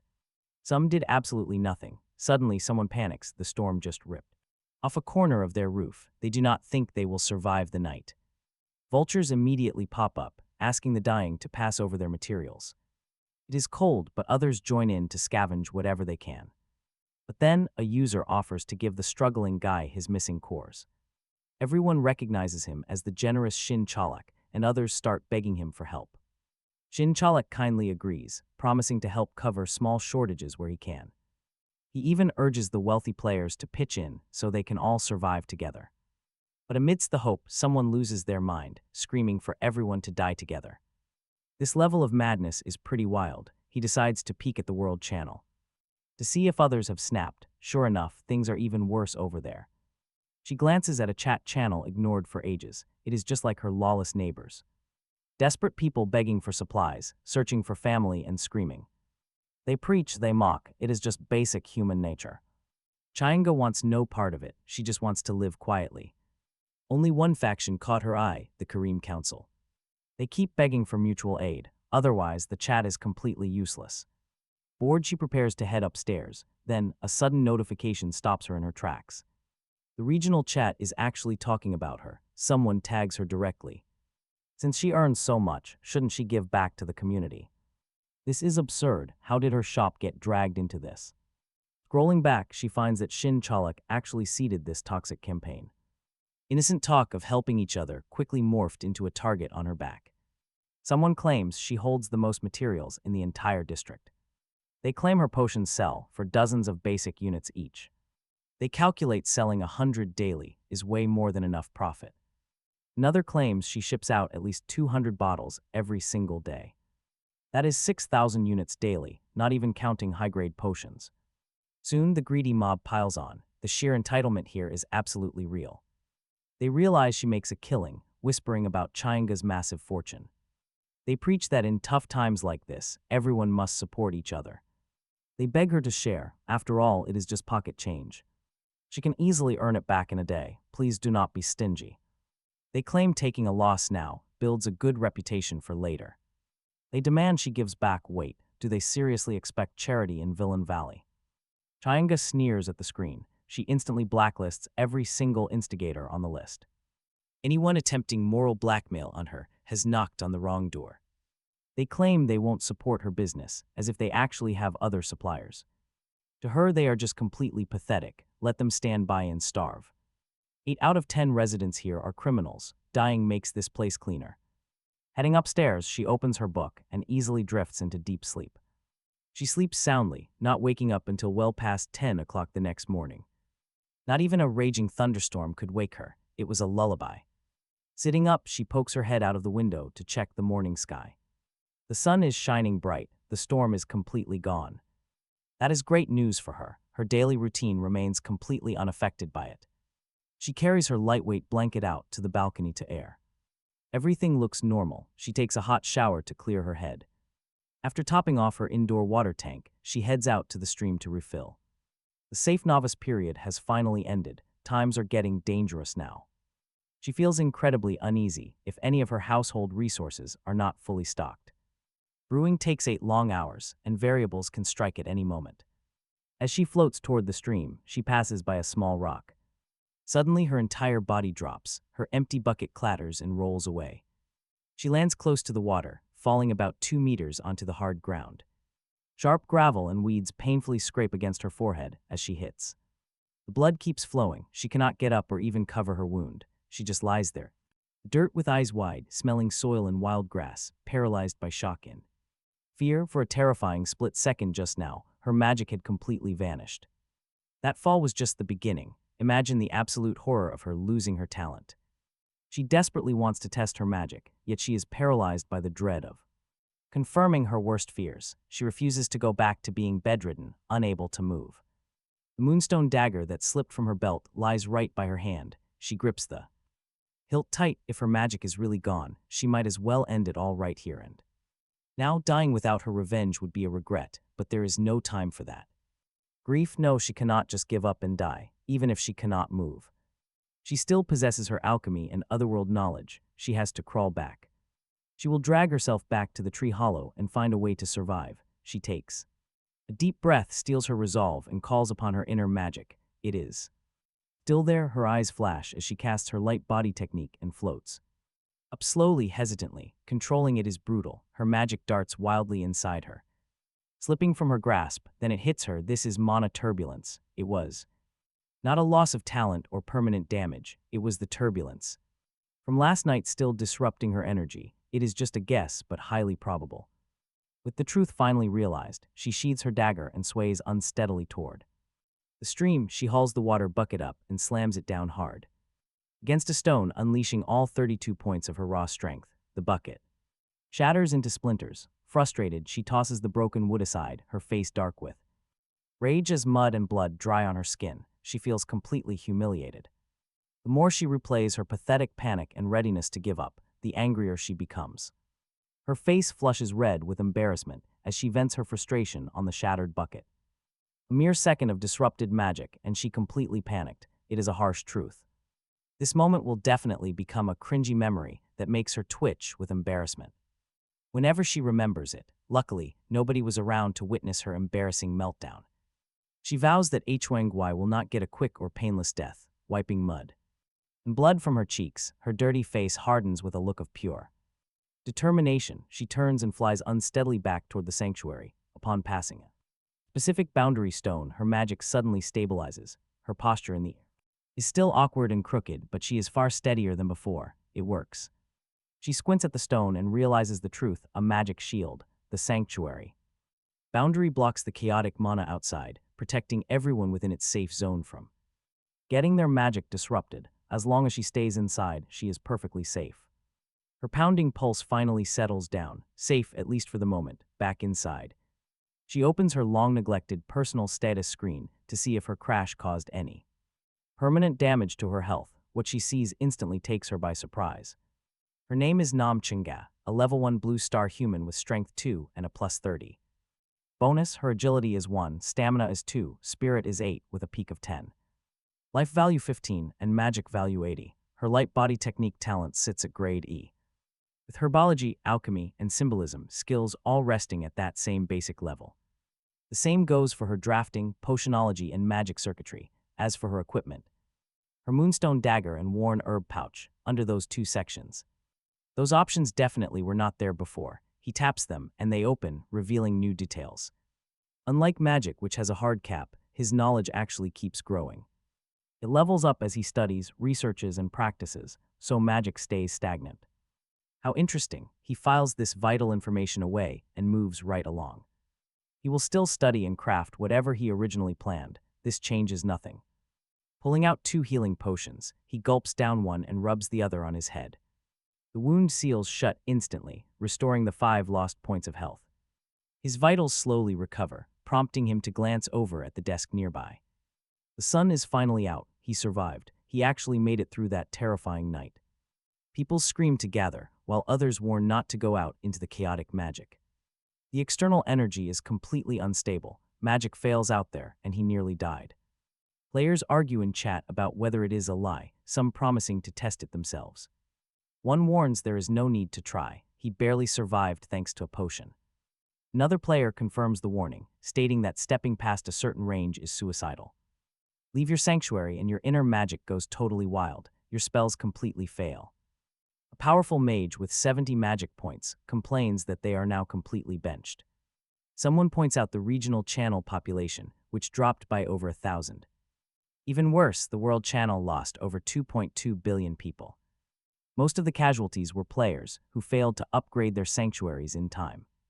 Just about everyone on the global chat is screaming about that exact issue. No time to worry about others. Survival means focusing entirely on self-improvement. Otherwise, the next storm will destroy your weak level 2 base before you can react. The survivor sighs. If he had only checked his desk earlier, he might have avoided this. He scratches his head, realizing just how close he came to absolute disaster.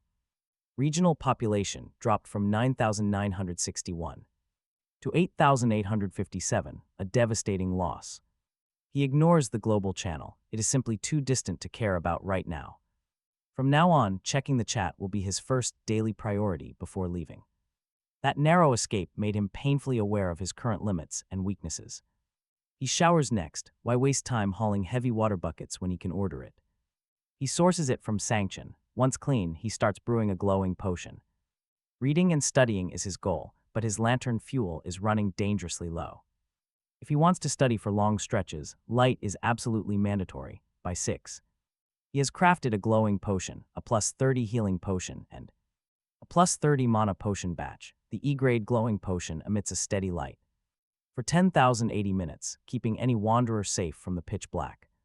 It is best utilized when paired up with his newly gifted magic lantern. It lasts 7 days. He keeps 10 for himself, gifting single bottles to allies. He lists the leftovers on the market while saving the rest for a rainy day. Suddenly, he notices Changa's shop has posted some highly intriguing new listings.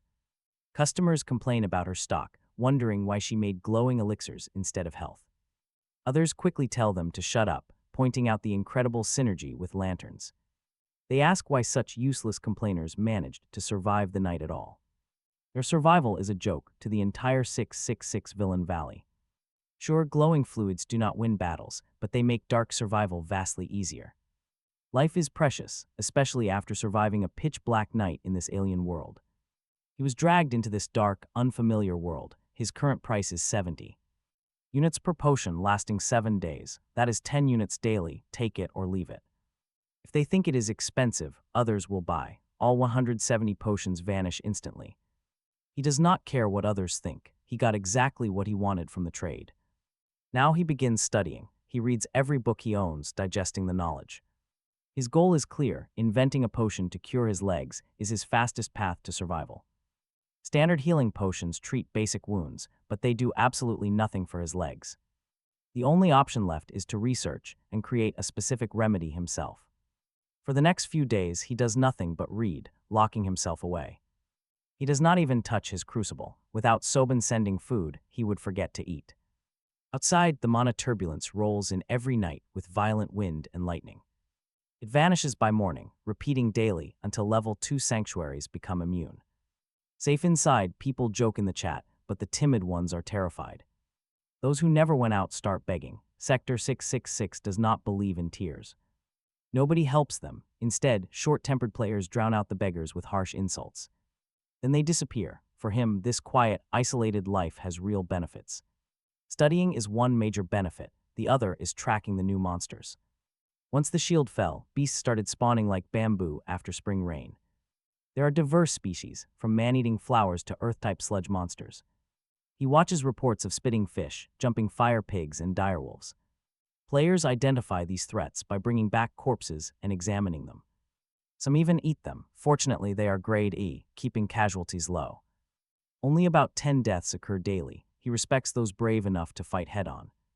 They battle while the mana turbulence still warps the air, but he prefers safety. Meanwhile, players are forming groups across every sector to survive together. The chat is flooded with recruitment posts. Suddenly, 2 groups start fighting online. They scream insults back and forth, dragging each other through the mud. The language is foul, completely uncensored, and totally shameless. It is quite the show, and it highlights the sheer diversity of people here. One sunny afternoon, as he sits on his second-floor terrace reading books. His magic desk pings downstairs. Li Hwan is asking when he will sell potions again. He sighs at the message. Li Hwan is not the first to ask. Sang Kaiyan asked 2 days ago. Because he spent days studying, the potion supply in the market has completely dried up.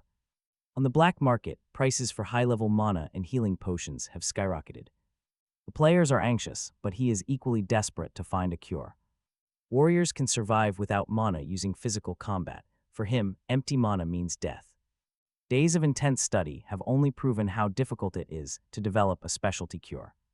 Creating new recipes is a rare miracle, almost like winning a grand lottery. Some texts even argue that discovering a new potion is just a god's prank. A god's prank, fine. Being forced into this brutal world was a prank too. He closes the chat, settles back into his lounge chair, and keeps reading. The next day, Li Hwan pings again. The fierce mana storm has finally cleared. They can go out now. He pinches his nose, sighing at Hwan's clear anxiety. He tells him not to rush. Though they have never met, he understands the panic. This man in his 30s possesses a powerful magic talent that absolutely burns through mana, which explains his heavy potion reliance. Now the warrior asks what's needed. He's been nothing but polite, making it impossible to refuse a strong ally for the future. He lists 100 obsidian, 10 magic crystals, and 10 degraded monster cores. The warrior admits he is unsure about the rest, but he definitely knows where. To find obsidian, the price is 250 mana potions per piece. He asks what level he is. Level 6. When asked about changes from leveling up, the man says attributes increase. But only by a single point, and the system might favor your main specialty. He internally screams, just 1 point per level. Talk about a complete scam of a system. Plus, if the distribution favors his magical specialty, he only gains spirit, pure trash. All other stats must come directly from gear. He accepts, ordering 100 obsidian. The 2-to-1 ratio stings. but a single brewing session easily covers it. This locks in a chunk of level 4. Upgrade materials alongside some valuable intel. Then, the man hesitantly asks for an advance. The alchemist only has 30 potions on hand, but hands them over. He teleports him 20 potions. Next, he checks the global channel. Everyone is discussing how the turbulence is completely gone. Another week has passed. It's periodic. He holds off on brewing, for now deciding to gather herbs instead. His recent studying has really hammered home a vital truth: hoarding diverse alchemy ingredients is absolutely necessary. The more types he stores, the less likely he is to get stuck without options when inspiration strikes. He can easily brew the mana potions this afternoon, as long as they reach Lee. Each one today, it won't count as a breach. He preps, flies from his room, and heads to the boundary stone of his magic shield. He drops low, drifting slowly right over the stone. Nothing happens. He breathes out. The turbulence is gone, but he refuses to venture far from the sanctuary. That initial crash left a deep mental scar. Honestly, if Albert hadn't advised that hand-gathering beats buying in non-emergencies, he wouldn't have even left his home. He begins to circle the area, spotting a nearby supply chest and several bizarre monsters he has never seen before. There are strange blob-like creatures crawling slowly through a swamp just outside the sanctuary. If he is not mistaken, these are sludge monsters, and the swamp is absolutely packed with them. Other spots have people active, but this area is deserted because sludge monsters are entirely immune to physical attacks. Only high-level magic does any real damage, meaning hunters rarely waste time here. He checks the sun, which is almost directly overhead. On his way back, the sharp scent of fresh blood hits him. He finds a dead errant direwolf in the brush. It is 3 meters long, skull split open, missing parts of its left front leg and abdomen. Nearby lies a heavily withered man-eating flower. Mutual destruction. No human would leave this beast so intact. Today's failed herb run suddenly becomes a valuable monster harvest. He grabs a vine, drifting down to draw his moonstone dagger. He drains the fresh direwolf blood into 3 empty water bottles, storing them inside the magic supply chest to prevent coagulation. He then scrapes petals off the man-eating flower, cuts away several tentacles, and fills 2 more bottles with a fluid that could be blood or sap. He salvages the wolf's teeth, eyeballs, heart, and liver. Surprisingly, the crystal core sits right beside the heart. He didn't know that. He takes both hind legs back for Sobin to cook, as she is incredible with wolf meat. The texture is practically identical to beef, especially when stir-fried. Shredded meat with green peppers. She really nails the recipe. Just as he prepares to leave, something sticky and fist-sized falls out of the wolf's belly. He stops to examine it, deciding it is a chick. Its tiny belly rises and falls, still alive probably. Swallowed whole. If he washes it, could he eat it? Since Sobin Sanji ate one, he is curious. Rainbow-feathered chicken is delicious. He picks the chick up disdainfully between his thumb and index finger, then heads back. He washes the chick at the stream, trying to teleport the wolf legs and the chick to Sobin, but the small screen warns him that living creatures cannot be sent. Fine, he will keep it for medicine testing. New potions need feedback, and a chick will give it. Fast appraisal alone is too literal, only showing simple details like drinkable, but the difference between internal and external effects is massive. He pours a healing potion down its tiny throat, drizzles another over its body, and sets it on a towel. He takes out his haul to appraise it. An incomplete wolf fang at E-, usable for decoration, alchemy, or crafting magic tools. Whoever carved this had terrible skills, even worse than a village hunter. Instant bad review. Dire wolf blood at E, usable for alchemy. Since blood is niche, he might sell it to rich, foolish alchemists. Dire wolf liver and heart at E- are completely worthless. Even a novice alchemist would not want them. The man-eating flower sap is E-grade, perfect as dye for merchants, though shady. Alchemists use it to dye potions and scam others. He also has man-eating flower vines at E-grade to flatten and dry for fiber. Not a lot of usable yield, though. He clicks his tongue at the screen, ignoring its sneers about alchemists. Alchemists being rich is normal, after all. They are wealthy enough to throw away food just because they can. He tosses the useless heart and liver to Sobin, then starts brewing.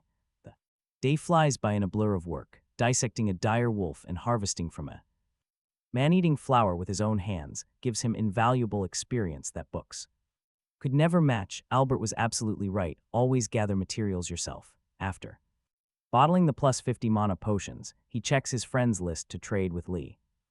Hwan, still there is no reply. Hwan usually initiates trades instead of waiting. Could he be in trouble? It is past 8, nearly 9. That makes sense. Combat fighters frequently face danger. After thinking it over, he decides not to worry too much. At most, he will only lose a few potions, which is no big deal. Pushing thoughts of Li Hwan aside, he picks up his medicine bag. His healing potion test gave him an idea. If healing potions work both internally and externally, then mana potions likely do too. His medicine bag and moonstone dagger can be repaired, but they require magic to maintain. The few dozen magic points he can spare is like trying to put out a forest fire with a cup of water. Could mana potions work instead? He brewed 600 today, subtracting the 200 plus 50 potions reserved for Li Hwan. The plus 30 potions can be used for experiments. He floats over to the 2 pots of unbottled potions, deciding to test them. If both pots are bottled, they yield 12,000 total magic points, which is perfect for his experiment. He filters both pots, pours them into the empty crucible, and drops his moonstone dagger into the liquid to soak. After that, he picks up his mortar and pestle, grinding dried centipedes one by one, pounding them, while reading the open book on his desk, multitasking at its finest. The next morning, his morning channel check reveals nothing out of the ordinary, aside from some wind complaints. Last night he went over to the crucible to check the dagger. The light blue potion turned completely white. Unsealed, it should not evaporate this much. Overnight, did the soak actually work? He reaches in and pulls the dagger out, wiping it clean before checking the item screen. It is a moonstone dagger with plus 50 damage and plus 31 strength, crafted by Master Artisan. Its extreme sharpness suffered magic loss, which significantly reduced damage and stats. Description 2 says it is recovering by absorbing a small amount of magic. It worked. This Taoist master actually succeeded. 1 strength point added plus a new description. The dagger is restoring itself beautifully, but the medicine pouch is what truly matters. The storage space is unimaginable. When it finally ranks up, 12,000 magic only counted as a small amount for the dagger. Its original grade must be massive. He picks the weapon up, kisses it twice, breathes on it, and polishes it with the towel, knowing how to feed both items now. He does not waste time. He starts brewing immediately, except he first empties the medicine pouch, dropping it into a wooden barrel alongside the dagger. The barrel holds the plus 50 mana potions, originally reserved for Li Hwan.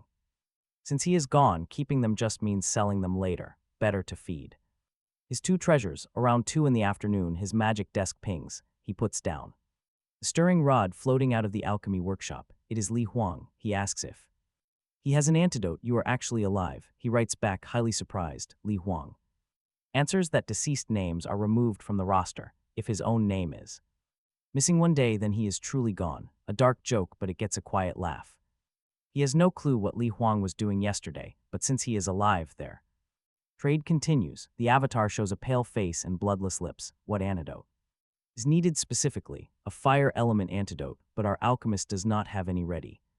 Li Hwan offers 8 hours of overtime pay, and he agrees. Finishing past 2 means completion by 10 tonight. Li Hwan does not even haggle, immediately sending the items over. He receives the obsidian as promised, some herbs, and a special supply chest. Li Hwan says its contents will be highly useful, calling it the extra overtime pay. He opens it, finding a fleshy mass squeezed inside. He pulls it out. Wait, that is a giant worm. 20 centimeters long, over a pound, and completely boneless. Its underbelly is lined with short, fleshy feet for crawling. Frowning, he scans it. A volcanic worm with its racial talents blanked out. Even its skills are hidden. The description reveals it mutated from living in high temperature areas, making its corpse a certified favorite for alchemists. But do not let the lack of eyes and mouth fool you. Its mental attacks are incredibly strong, making it dangerous for low-level survivors. This is his first mental-type demon beast. But why exactly is it an alchemist's favorite? He directly asks Li Hwan if he was poisoned by it. No, Li Hwan replies, it was a higher-level beast. Had he not shoved it into lava to vaporize it, he never would have made it back. That complicates things. Without knowing the exact source of the poison, he can only brew basic apprentice-level antidote to try. There are countless types of poisons, and a universal apprentice antidote is a 50-50 shot. Either it works or it does not. Li Hwan tells him to just do his best. He is either taking the gamble or quitting. Agreeing to either outcome, he sets the supply chest containing the worm aside and heads back To the alchemy workshop, the current potion is nearly finished, so he cuts the heat to empty. He figures the corpse of a level 10 beast is well worth a small loss. He decides he will research that favorite alchemist line whenever he gets the time. The recipe for an apprentice fire elemental detox potion is simple. 10 grams of yellow thorns, 10 of clover, 5 of amy grass, 5 of snow flower, and 100 milliliters of magic spring water. He has everything in his 100-pound herb stock. 2 hours later, the mana potion is done. 6 hours later, the pale yellow detox is ready. He tosses him a bottle and finally rests, wondering if the cure actually worked. The poison is gone, and after a healing potion, the man just needs rest. Even in a magical world, injuries vary, and health potions only heal physical wounds. They cannot replenish lost blood or fix mental damage, which the body must repair naturally. Watching the patient recover, he lets out a yawn and prepares to head to bed. But as he steps out of the shower, he hears a soft chirping sound inside the room. Suddenly, he remembers the tiny chick he saved earlier and walks over to check on it. He finds the little creature flapping on a towel, fully recovered after a full day of rest. The 2 healing potions worked magic, leaving its body covered in soft, grayish-white fuzz. It looks just like a fluffy ball of steel wool, staring back at him with wide eyes. The bird wobbles toward him, so he picks it up and gently holds it against his system screen. If the screen could analyze a giant worm corpse, it can surely identify this little bird. After all, he does not want to raise some ungrateful monster that will bite him later. The system identifies the struggling creature as an Aurora snowy owl, bound to him by fate. It has a B-grade talent called Aurora, though its skills remain unawakened. The description calls it a highly adaptable, lightning-fast nocturnal demon. Unfortunately, this powerful raptor is still just a helpless baby. It will take months to reach adulthood, yet its talent is already stronger than his. Talk about an unfair world. This little steel wool ball actually has a B-grade talent. He decides to name it Snowy, suddenly remembering a famous movie owl from his old world. Of course, this fuzzy little round thing looks absolutely nothing like Hedwig. But then again, there is no comparing magical fantasy beasts to ordinary earth owls. Now he faces a real dilemma, since he originally wanted a test subject for his medicine. Instead, he saved a deadly predator. He seriously considers throwing the little thing out. It is an unpredictable wild card, and being cute now does not mean it will stay friendly. But the tiny owl just flips over, rubbing its face affectionately against his hand. It even rotates its head a full 180 degrees, trying to look cute. He warns the bird that acting cute won't make him drop his guard, then messages Sabin. He asks her for some raw wolf meat strips, and she wonders if he is still hungry. Upon hearing it is for a pet, she quickly delivers half a pound of finely sliced meat. He places the snowy owl right on the plate, expecting it to feed itself. Instead, the chick just looks up, lets out 2 quiet chirps, and stares expectantly. Sighing, he asks if it wants to be hand-fed, met only by those big, bright eyes. He ends up grabbing a pair of handmade twig chopsticks, ready to feed the baby. He feeds it meat strip by meat strip, silently telling himself not to get attached. These chopsticks were just spares anyway, so they might as well go to use. Deep down, he is already planning to dig up worms, since he used to raise chickens. As a kid, he bought a dyed red and green chick at the school gate for 50 cents. That chick eventually passed away, but this new one is destined for the open skies. The snowy owl makes him hesitate, but then he thinks if it grows up and can fly, would it not be perfect for carrying a weight-reduced guy like him right through the air? With that selfish motive, he decides to raise it. Worst-case scenario, it becomes a Sabin. Dinner, the meat strips are cut too thin. The hungry chick swallows a whole chopstickful in one gulp. Next time he will ask for thicker slices. While feeding it, he searches the market exchange for monsterology. Local knowledge easily beats his guesses, but the shop is completely empty. Exchange, he requests a monsterology book, offering 10 plus 50 mana potions in trade. Hey, you held half a pound for your tiny size. He smiles and stands up, heading. Upstairs, the chick chirps nonstop, nipping his finger. Its 2 short legs are flapping like it desperately wants to jump onto his hand. It wants to be close. He does not understand snowy owl language, so he just guesses. He spreads his hand and the chick jumps. Right on, he grabs the towel used as its mat and heads upstairs, building a tiny nest on the bookshelf. New home, magic materials, money, stamina, and spirit. Everything an alchemist owns exists solely for the sake of alchemy, which will surely reward your devotion. Do not forget, alchemy is Omnipotent classic Albert quote. He falls fast asleep, dreaming of soaring with outstretched arms, looking down at the struggling masses below. Absolutely beautiful. The next morning he brings the chick downstairs to start his day. He orders food from Sabin. Serving of hot soy milk and fried dough sticks, plus about half a caddy of wolf meat. The chick eats happily. Then he checks on his two darlings in the wooden barrel, only to find the potion has turned to water again. Talk about a major disappointment. Bag jumped from 1 cubic meter to about 1.1. The moonstone dagger is unchanged.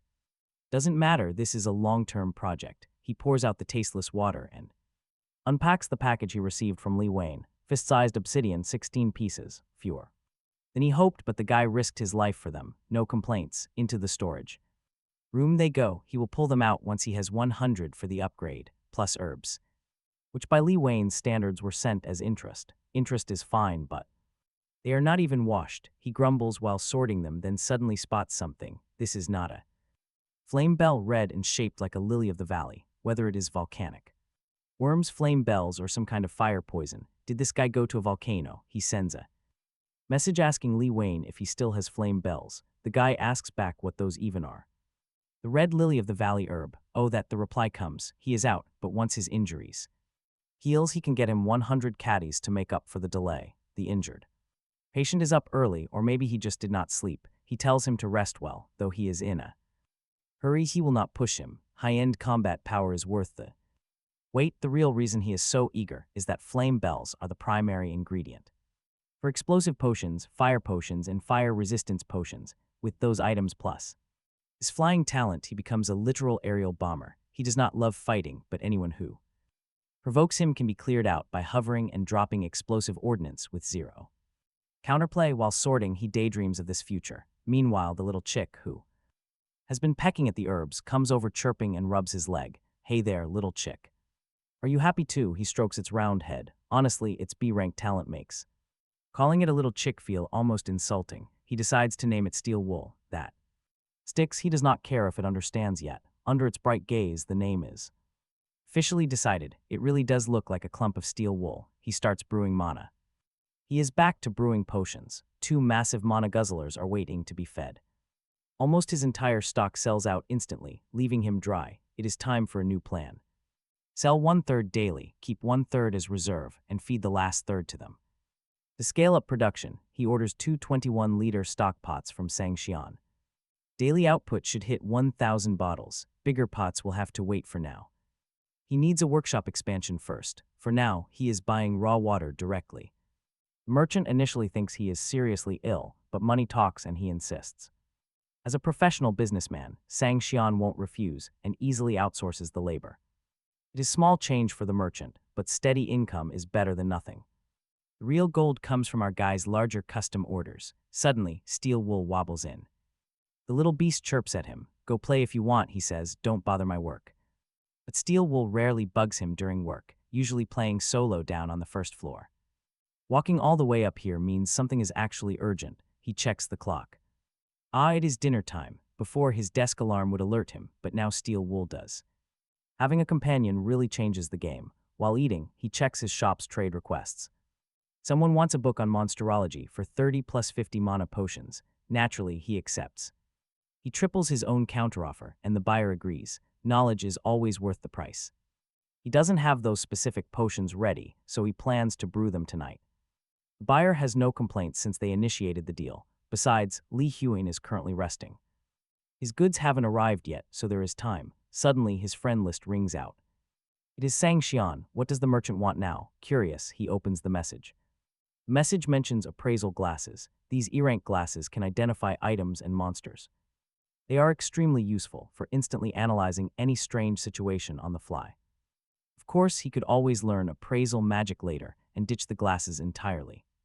But for now, he draws in a sharp breath. He needs this. Tell me your price, he sends.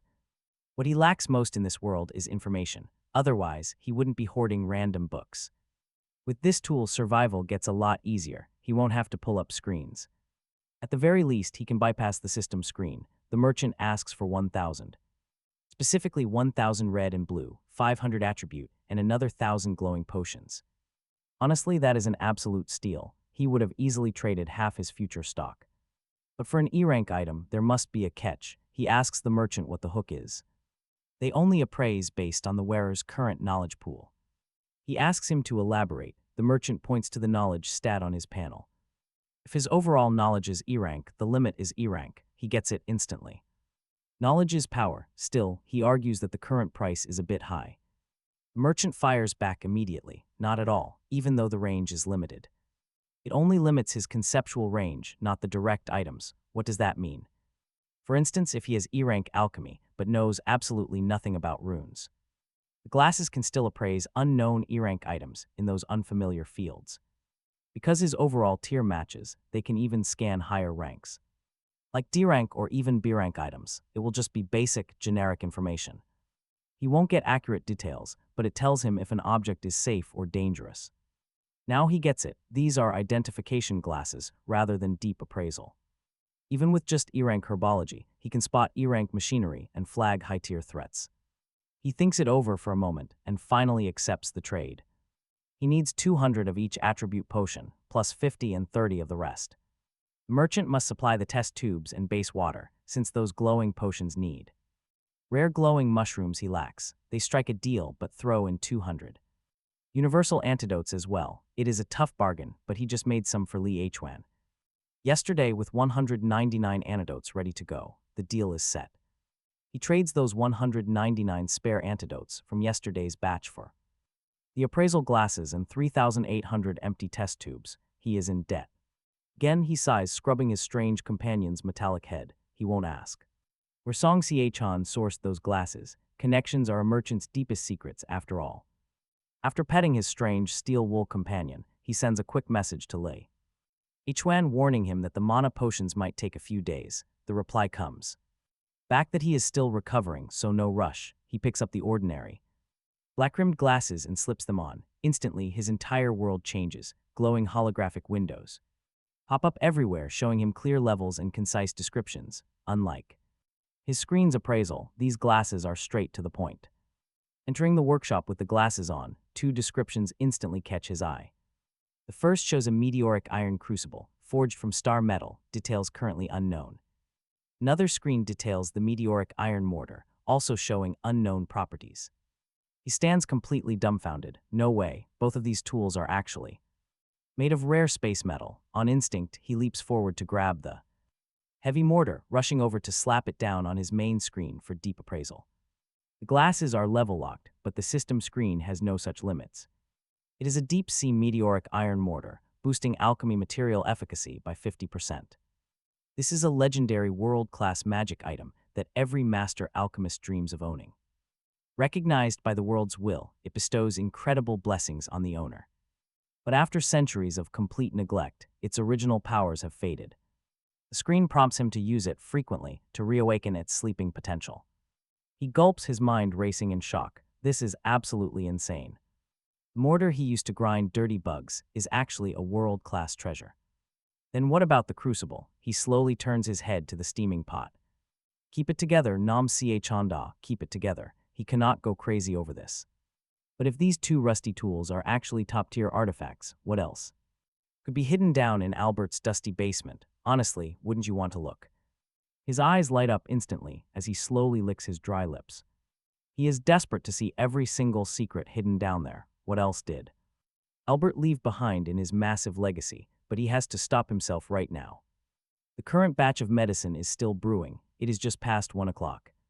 He only needs to wait until past 4 o'clock for the brew to finish. Just 3 more hours. He takes a long breath, calms his racing pulse, and returns to the hot crucible to keep stirring. On the outside, he looks completely composed, but his twitching mouth betrays his absolute excitement. Even while working, his mind wanders back to his new appraisal glasses, which only show basic information. His screen, but the raw data they show is incredibly useful. In fact, it is highly practical. Looking at the dual readouts on the mortar, these glasses clearly excel at identifying basic structures, showing him the exact materials used in crafting. To an alchemist, that is a serious power tool, but those 3 hours feel terribly short. Drag on, the wait is pure agony. Finally, the alarm rings and he slaps down. The magic circle, controlling all 5 cauldrons in one very swift motion, under steel wools. Confused stare, he grabs the herb pouch from the barrel and the moonstone.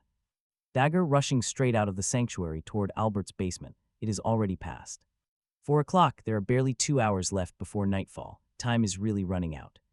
For this search, things are incredibly tight. Fourth visit, familiar route. He gets to Albert's basement and starts a complete carpet sweep, his eyes flicking across absolutely every single surface through his glasses. Look at that. A description panel lights up, showing a wooden rod. It is pretty old and mossy. Honestly, it looks like junk, but watch what those glasses reveal.